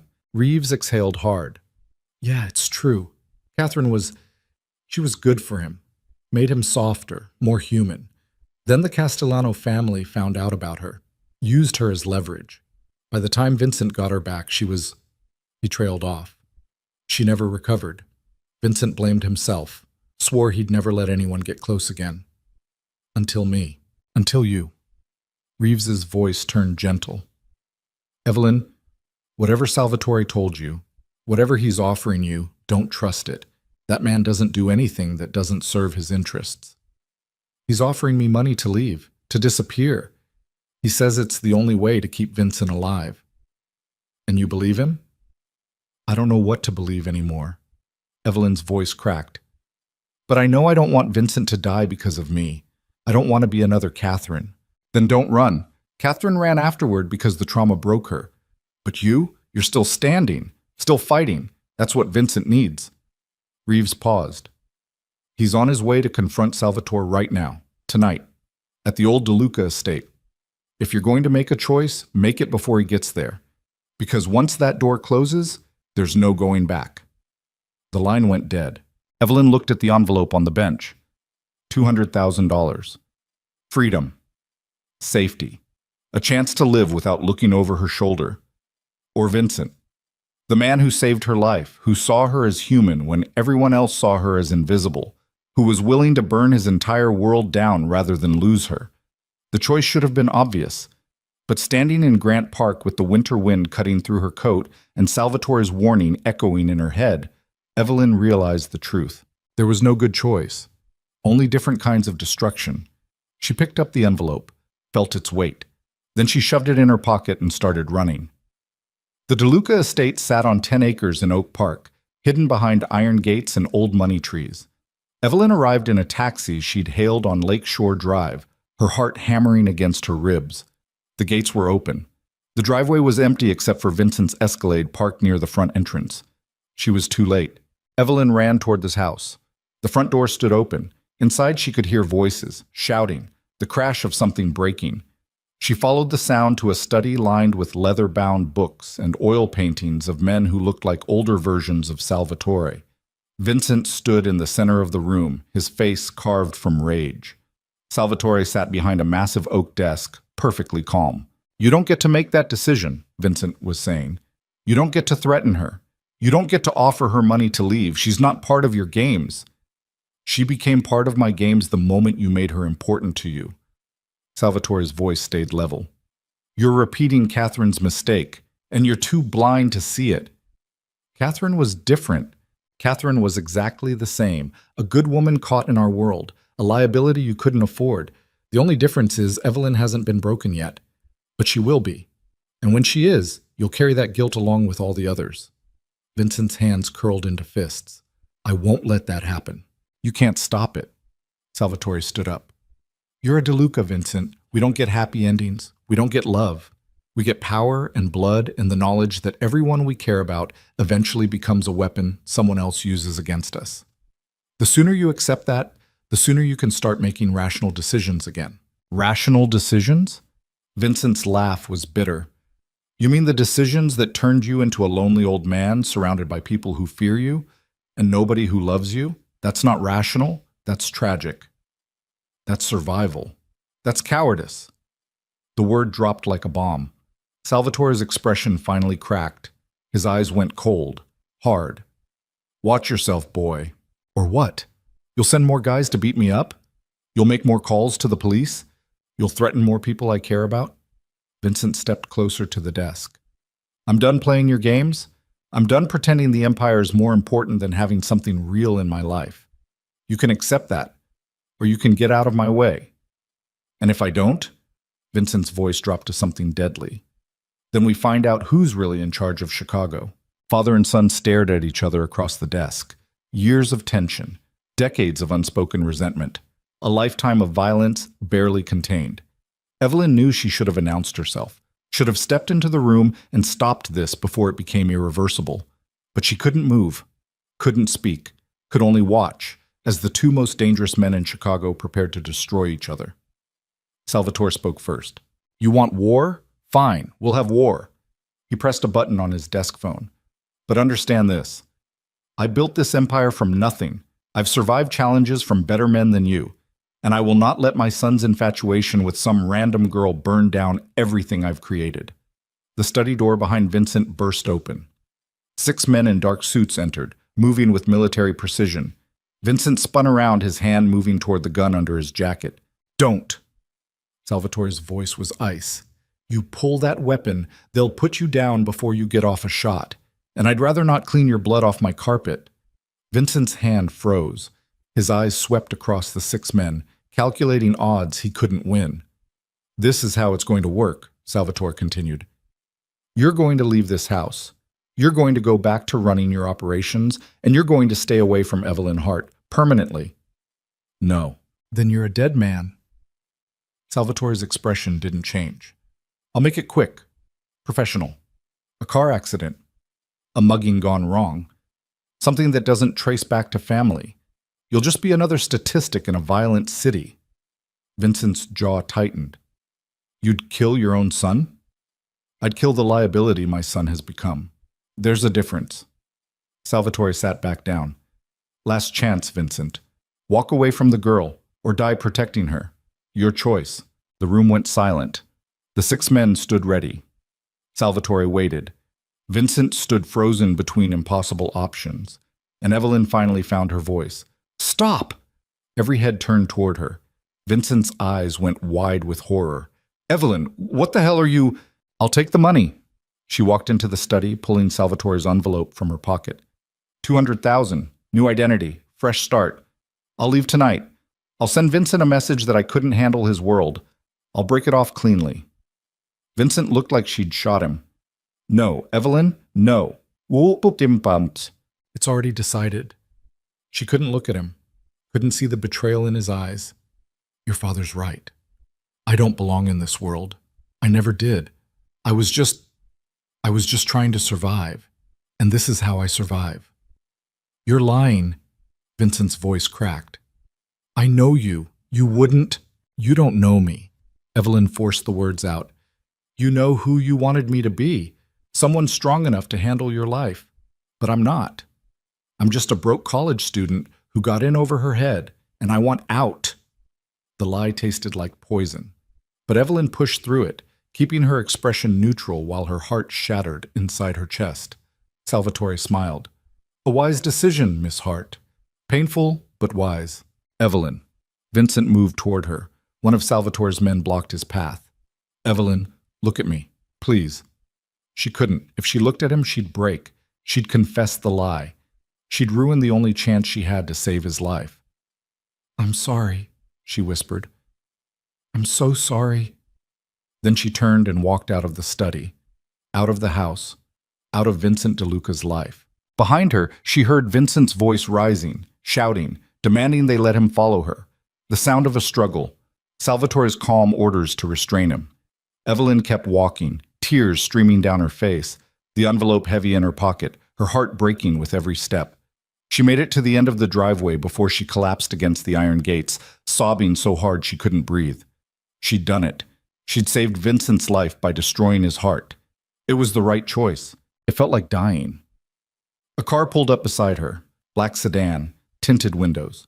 The back door opened and Salvatore's voice came from inside. Get in. I'll have my driver take you to the airport. There's a ticket waiting for you. Phoenix. New identity packet will be delivered to your hotel tomorrow morning. Evelyn wiped her face and climbed into the car. The door closed. The sedan pulled away from the estate. She watched through the rear window as Vincent's Escalade disappeared behind the trees. Watched the gates close. Watched her entire world shrink into nothing. Salvatore sat across from her, his expression unreadable. You did the right thing, he said quietly. It doesn't feel right. It never does. That's how you know it mattered. Salvatore pulled out his phone. My son will hate you for a while. He'll drink, he'll rage, he'll make mistakes, but eventually he'll remember who he is, who he needs to be. And he'll thank you for this. Someday. Evelyn didn't respond. Couldn't respond. Her throat was too tight with grief. The sedan drove toward O'Hare International Airport. Chicago blurred past the windows. The city that had nearly killed her, saved her, and now exiled her. Evelyn closed her eyes and tried to remember what Vincent's face looked like when he smiled. When he'd kissed her in the back of the Escalade. When he'd promised she'd be okay. She'd broken that promise. She'd saved his life by breaking both their hearts, and now she had to live with it. The car stopped at a red light. Evelyn's hand moved to the door handle. She could run, could disappear on her own terms, could refuse Salvatore's blood money and figure out another way. But then what? Vincent would still be in danger. Salvatore would still be hunting her. And next time there might not be a choice. Just violence and death and the confirmation of every warning she'd been given. The light turned green. The car moved forward. Evelyn's hand fell away from the door. An hour later, she sat in O'Hare's departure terminal, holding a boarding pass to Phoenix and a phone that had one unread message. From Vincent. Her hand shook as she opened it. I don't believe you. I don't believe you wanted to leave. I don't believe you chose money over what we had. So I'm giving you one chance to tell me the truth. Meet me at the place we first talked. Midnight. If you don't show, I'll know Salvatore got to you, and I'll burn his entire world down to find you. Your choice, Evelyn. Run or fight, but don't lie to me again. Evelyn stared at the message. Her flight boarded in 20 minutes. Phoenix waited. Safety waited. A new life waited. But Vincent was offering her something else. A chance to fight.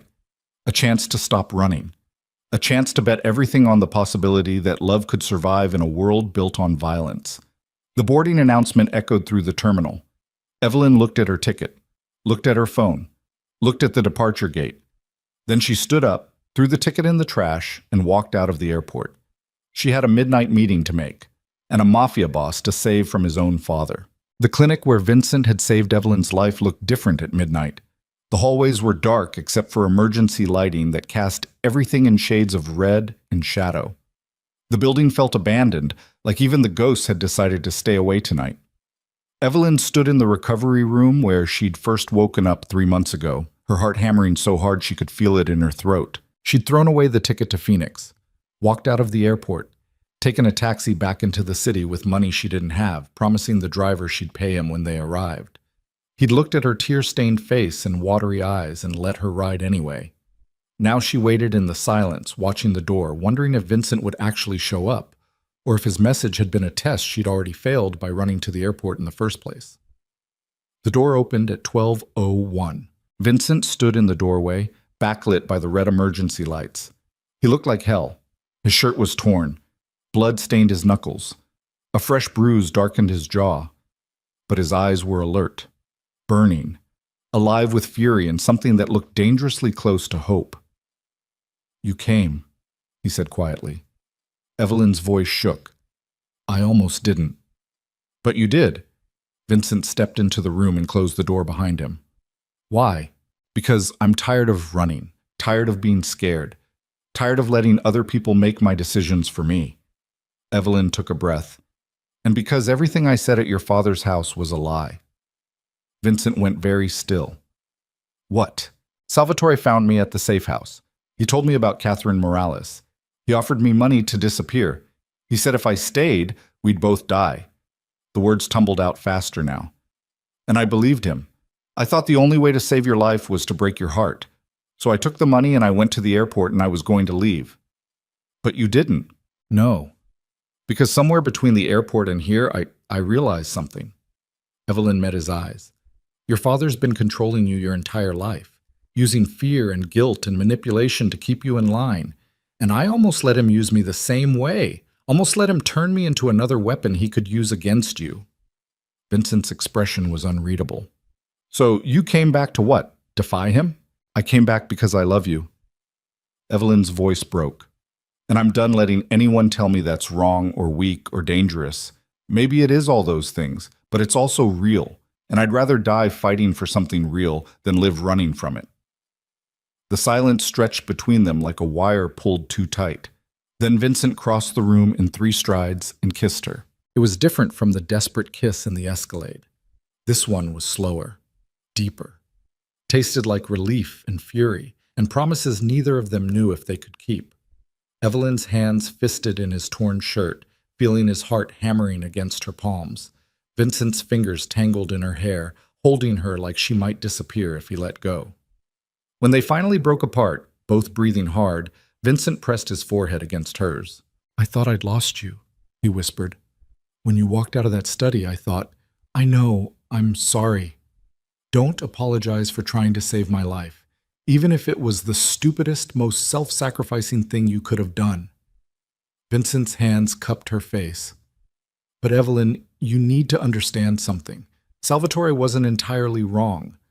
Staying with me is dangerous. People will use you against me. They'll hurt you to hurt me.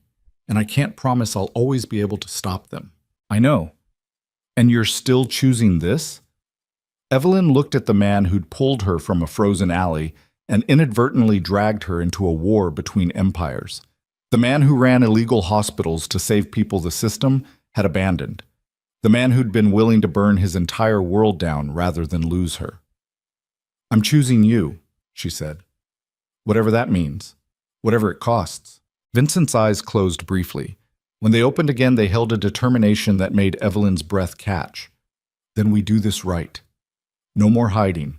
No more pretending you're just an employee working off a debt. No more letting Salvatore dictate our lives." His voice turned hard. "We end this tonight." "How?" Vincent pulled out his phone and made a call. "Marco, gather everyone. I mean, everyone.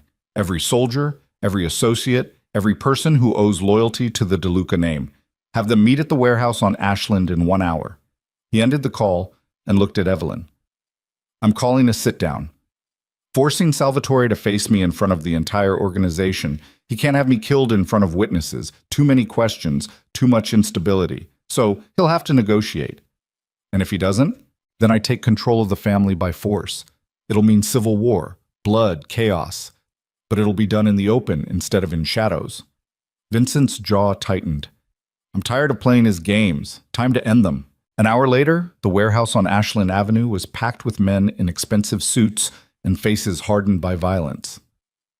Evelyn stood beside Vincent near a makeshift stage built from shipping pallets, her heart pounding as she watched Chicago's criminal elite filter in through the loading dock doors. She recognized some faces from the hospital. Others were complete strangers. All of them looked dangerous. Dr. Reeves appeared beside her, his expression grim. You sure about this? Evelyn wasn't sure about anything. Do I have a choice? There's always a choice. The question is whether you can live with the consequences. Before Evelyn could respond, a black Mercedes pulled up outside. Salvatore De Luca stepped out, flanked by 6 bodyguards. He walked into the warehouse like he owned it, which, technically, he did. His eyes swept across the crowd, cataloging faces, reading loyalties. When his gaze landed on Vincent and Evelyn standing together, his expression hardened. Vincent, Salvatore's voice carried across the warehouse. What's the meaning of this circus? Vincent stepped forward onto the makeshift stage. The meaning is simple. I'm done taking orders from you. Done letting you control my life. Done pretending the Empire is more important than being human.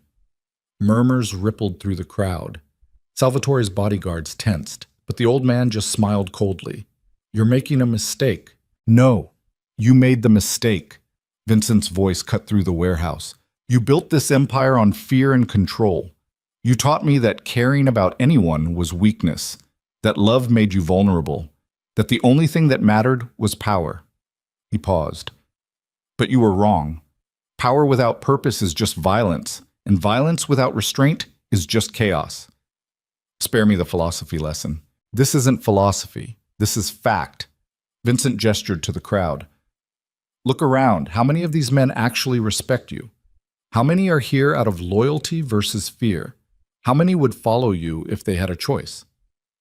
Salvatore's expression darkened. Careful, boy. I'm not your boy anymore. I'm the man who runs your hospitals, who protects your operations, who keeps the politicians paid and the police looking the other way. And I'm telling you right now, in front of everyone, that I'm done following your rules. The warehouse went dead silent. Even the bodyguards looked uncertain. Salvatore's voice dropped to something deadly. And what exactly do you propose instead? Simple. You step down, retire, disappear to your estate, and count your money in peace. And I take full control of the De Luca operations with no interference from you. Ever. Salvatore laughed. It was not a pleasant sound. You think these men will follow you? You think they'll trust a leader who's willing to risk everything for some girl he picked up off the street? They'll follow someone who gives a damn about more than just profit margins. Vincent's voice turned hard. I've built hospitals that save lives. I've protected families. I've made sure people in this organization get treated when they're hurt, get paid when they're loyal, get protected when they're vulnerable. What have you done except sit in your mansion and count bodies? Several men in the crowd nodded. Others exchanged glances. The tide was shifting, and everyone could feel it. Salvatore's jaw tightened. You're forcing my hand. I'm giving you an out. Take it while you still can. And if I refuse? Vincent pulled a gun from his jacket and placed it on the shipping pallet beside him. The gesture was deliberate, symbolic. Then we settle this the old way. Right here, right now. And whoever walks out of this warehouse runs Chicago. Evelyn's blood turned to ice. This was insane. Vincent was challenging his own father to a duel in front of the entire criminal organization. If Salvatore accepted, one of them would die tonight. But Salvatore just stared at the gun, his expression unreadable. Then he did something Evelyn didn't expect. He laughed again, genuinely this time. You really are my son, he said quietly, stubborn, reckless, willing to burn everything down for what you believe in. He turned to address the crowd. Vincent thinks I'm weak, that I've lost touch with what matters. Maybe he's right. Maybe I have spent too many years behind a desk making decisions without considering their human cost. He walked toward the stage slowly, his bodyguard staying back. When he reached Vincent, father and son stood face to face. But here's what you don't understand yet, Salvatore continued. The reason I've survived 40 years in this business isn't because I'm heartless. It's because I know when to fold, when to recognize that holding on to power costs more than it's worth. He glanced at Evelyn. Your girl came back. She threw away my money and my protection to stand beside you. That takes either courage or stupidity. Maybe both. He turned back to Vincent. I tried to save you from making the same mistakes I did, from losing someone you loved because of this life. But you're right about one thing. I became so focused on protecting you from pain that I forgot to let you live. The warehouse had gone completely silent. Everyone was watching, waiting. Salvatore's next words shocked them all. I'm stepping down, effective immediately. Vincent DeLuca is now the head of this family. Anyone who has a problem with that can take it up with me personally. The crowd erupted. Some men cheered. Others looked stunned. A few started arguing, but Salvatore's voice cut through the chaos. Quiet. The old man's authority hadn't diminished despite his abdication. I'm not dead. I'm not disappearing, but I'm done making decisions for this organization. Vincent's in charge now. You follow his orders. You answer to him. And if anyone tries to undermine him, you'll answer to me. Understood? Grudging nods. Muttered agreements. No one dared openly defy Salvatore even as he handed over control. The old man turned back to Vincent. His expression was complicated, proud and regretful and tired all at once. Don't make me regret this, he said quietly. Vincent's voice was equally quiet. I won't. Salvatore glanced at Evelyn one more time. Take care of him, Miss Hart. He's going to need someone to remind him he's human, because this job will try to make him forget. Then he walked out of the warehouse, his bodyguards following. The Mercedes drove away, leaving Vincent standing on the makeshift stage with an entire criminal empire now under his control. The crowd waited for him to speak. Vincent looked out at the faces staring back at him. Then he looked at Evelyn. She nodded slightly, giving him permission to do what came next. He took her hand and pulled her up onto the stage beside him. Most of you know who this is, Vincent said. Evelyn Hart. 3 months ago, I found her dying in an alley. I saved her life. Then I made her work off the medical debt. Then I fell in love with her. He paused. And that love almost got us both killed because my father saw it as weakness. Uncomfortable shifting in the crowd. These were men who lived by the same code Salvatore had taught Vincent. Love was weakness. Attachment was liability. But here's what I learned, Vincent continued. Love isn't what makes you weak. Fear is. And for too long, this organization has been run on fear. Fear of betrayal. Fear of showing vulnerability. Fear of being human. His voice grew stronger. That ends now. Under my leadership, we protect our own. We take care of families. We run clean operations. We don't hurt innocent people. And we don't punish loyalty. He squeezed Evelyn's hand. This woman is under my protection. Permanently. Anyone who threatens her threatens me. Anyone who hurts her will answer to me personally. And I won't be as forgiving as my father was. The message was clear, absolute. One of the older soldiers in the crowd spoke up. And what about the operations? The hospitals? The territory agreements? Nothing changes except the brutality. We still run the hospitals. We still protect our territories. We still make money. But we do it without terrorizing the neighborhoods we operate in. We do it with some semblance of honor. Vincent's expression hardened. Anyone who can't handle that can leave. Now. No hard feelings. But if you stay, you follow my rules. Several men exchanged glances, then one by one they nodded, some enthusiastically, others reluctantly. But no one walked out. Vincent had won. Not through violence or intimidation, but through the simple act of being honest about who he was and what he wanted. The meeting dispersed slowly. Men approached Vincent to pledge loyalty, to ask questions, to position themselves for the new regime. Dr. Reeves appeared with Marco, both of them wearing expressions of cautious relief. That was either the smartest thing you've ever done or the stupidest, Reeves said. We'll find out which in about 6 months. Vincent smiled slightly. Probably both. Marco nodded at Evelyn. Welcome to the family, Miss Hart. For real this time. Evelyn didn't know what to say to that. She just nodded back, feeling overwhelmed and exhausted and strangely hopeful all at once. By 3 in the morning, the warehouse was empty except for Vincent and Evelyn. They sat on the edge of the stage, shoulders touching, watching the sunrise begin to paint the Chicago skyline through the loading dock doors. "What happens now?" Evelyn asked quietly. Vincent was silent for a moment. Then, "Now we figure out how to build something that doesn't require us to destroy ourselves in the process." "Think that's possible?" "I have no idea." He looked at her. "But I'm willing to find out if you are." Evelyn thought about the last 3 months. The alley, the hospital, the debt, the fear, the violence, the love that had grown despite every reason it shouldn't have. "I'm in," she said. "Whatever comes next." Vincent kissed her temple. "Then let's go home." They drove through Chicago as the sun rose, painting the frozen city in shades of gold and rose.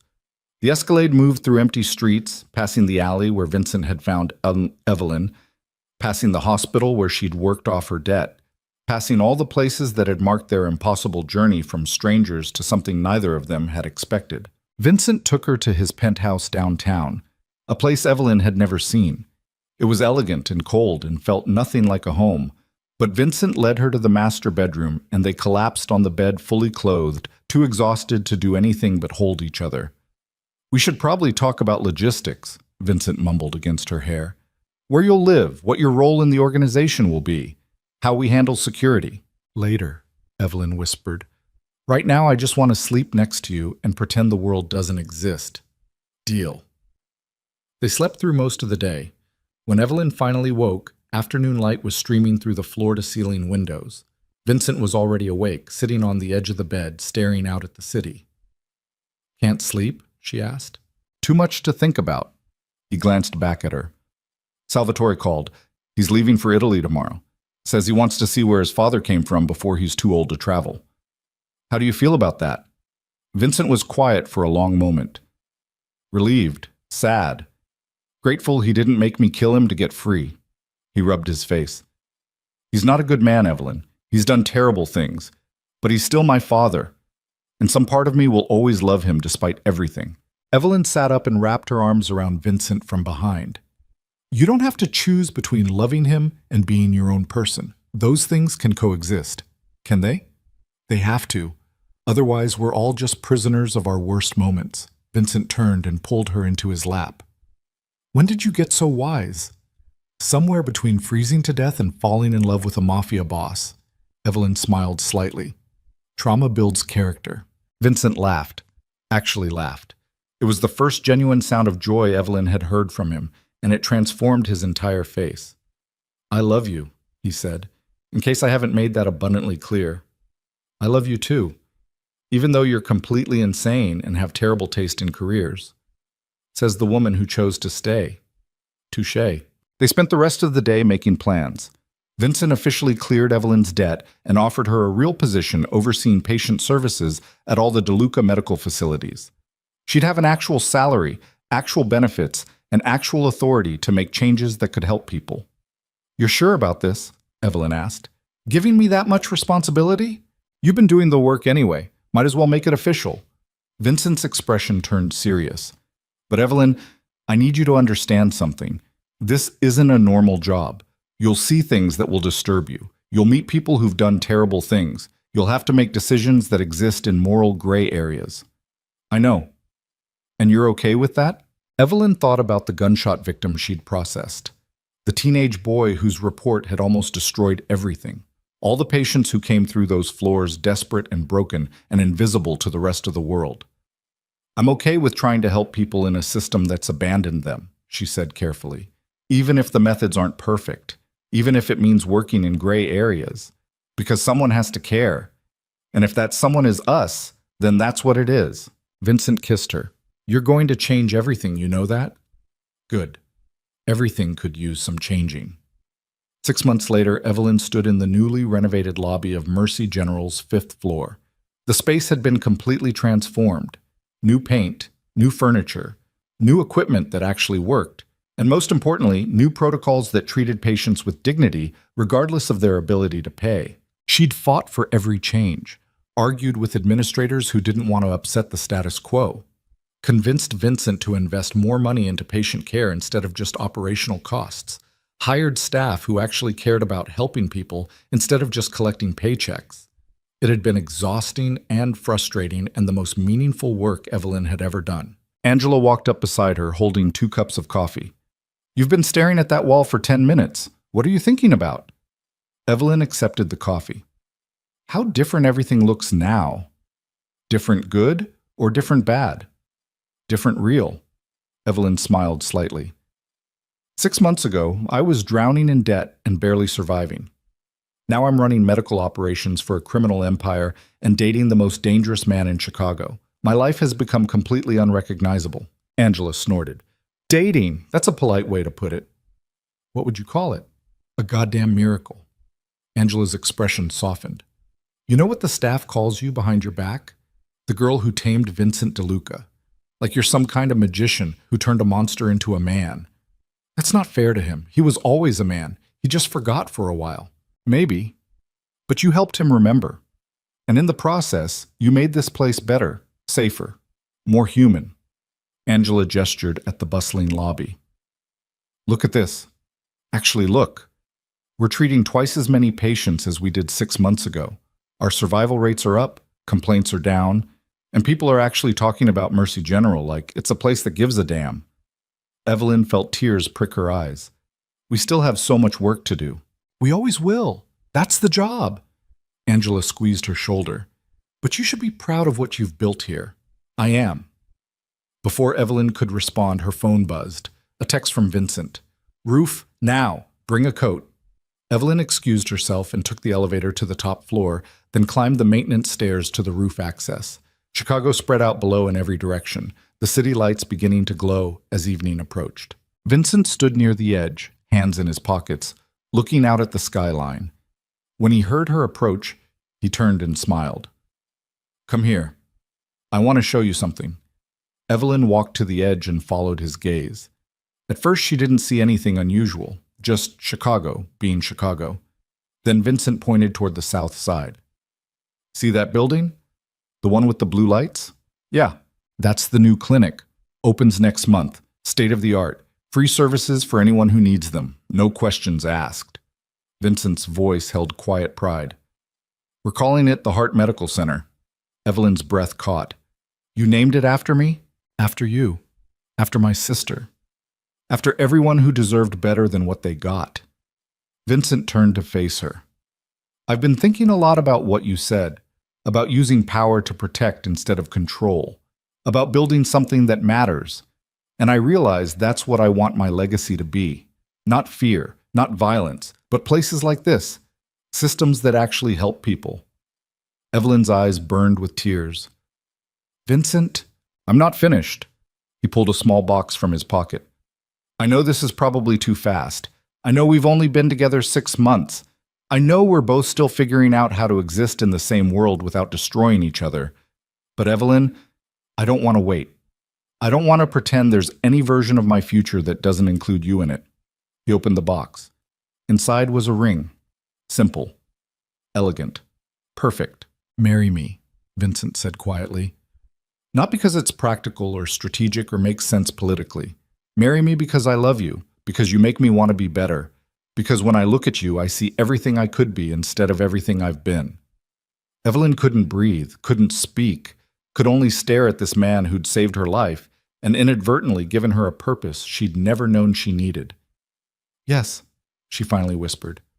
"Yes, I'll marry you." Vincent slipped the ring onto her finger, then pulled her close and kissed her while the Chicago sunset painted the sky in shades of fire and gold. When they finally broke apart, both of them were crying. "We're going to have to deal with so much scrutiny," Evelyn said through her tears, "from your organization, from my family, from everyone who thinks this is insane." "Let them think what they want." Vincent's voice was absolute. "You're mine, I'm yours. Everything else is just noise." They stood on the roof for a long time, holding each other while the city transitioned from day to night below them. The city that had nearly killed Evelyn. The city Vincent controlled through a network of fear and power. The city they were both trying to transform into something better. It wouldn't be easy. There would be challenges, enemies, setbacks. Moments when the violence of Vincent's world threatened to consume everything good they'd built. But standing there on that roof with the ring on her finger and Vincent's arms around her, Evelyn felt something she hadn't felt since her parents died. Hope. 3 months later, they were married in a small ceremony at the Heart Medical Center. Dr. Reeves officiated. Angela cried. Marco stood as Vincent's best man. Salvatore sent his blessing from Italy, but didn't attend, knowing his presence would overshadow everything. Evelyn wore a simple white dress she'd bought at a thrift store. Vincent wore his usual black suit. They said their vows in front of the people who'd helped them survive. The nurses, the patients, the staff who'd watched their impossible love story unfold. When Vincent kissed his bride, the small crowd erupted in applause. Later, at the reception held in the clinic's renovated cafeteria, Evelyn found herself standing beside Angela near the dessert table. "You did it," Angela said quietly. "You actually survived being loved by Vincent DeLuca." Evelyn smiled. "We survived each other. There's a difference." "Is there?" "Yeah." Evelyn watched Vincent across the room, laughing at something Marco had said. "Surviving him would mean I was just a victim of his world. But surviving each other means we both changed, both grew, both became people who could exist together without destroying each other." Angela clinked her glass against Evelyn's. "To survival, then, the messy, complicated, beautiful kind." "To survival." The party lasted until midnight. When everyone finally left, Vincent and Evelyn stood alone in the empty cafeteria, surrounded by discarded decorations and half-eaten cake. "Ready to go home?" Vincent asked. Evelyn looked around at the clinic that had become so much more than just a workplace. "I am home. This place, you, the work we're doing, this is home." Vincent pulled her close. "Then let's build it into something that lasts." And they did. Over the next year, the DeLuca Medical Network expanded. 3 new clinics opened across Chicago. Patient services improved across the board. The organization's reputation slowly shifted from pure criminal enterprise to something more complex. Still operating in gray areas, still making money through questionable means, but also genuinely helping people who had nowhere else to turn. Evelyn became the face of that transformation. She testified before city councils about healthcare access. She wrote grants for funding. She hired staff who'd been written off by traditional medical systems. She turned the DeLuca medical facilities into places where dignity mattered as much as treatment. And Vincent supported every step.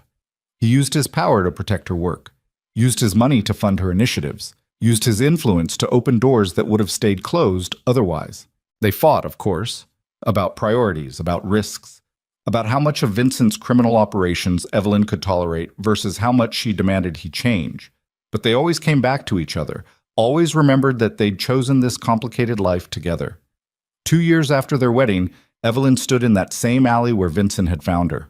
It was spring now. The snow had melted, flowers pushed through cracks in the pavement. The city looked almost beautiful. Vincent appeared beside her, his hand finding hers automatically. "Why are we here?" he asked. "Because I needed to see it again. The place where everything changed." Evelyn squeezed his hand. 2 years ago, I was dying right here, alone, invisible. One more statistic in a city that didn't care.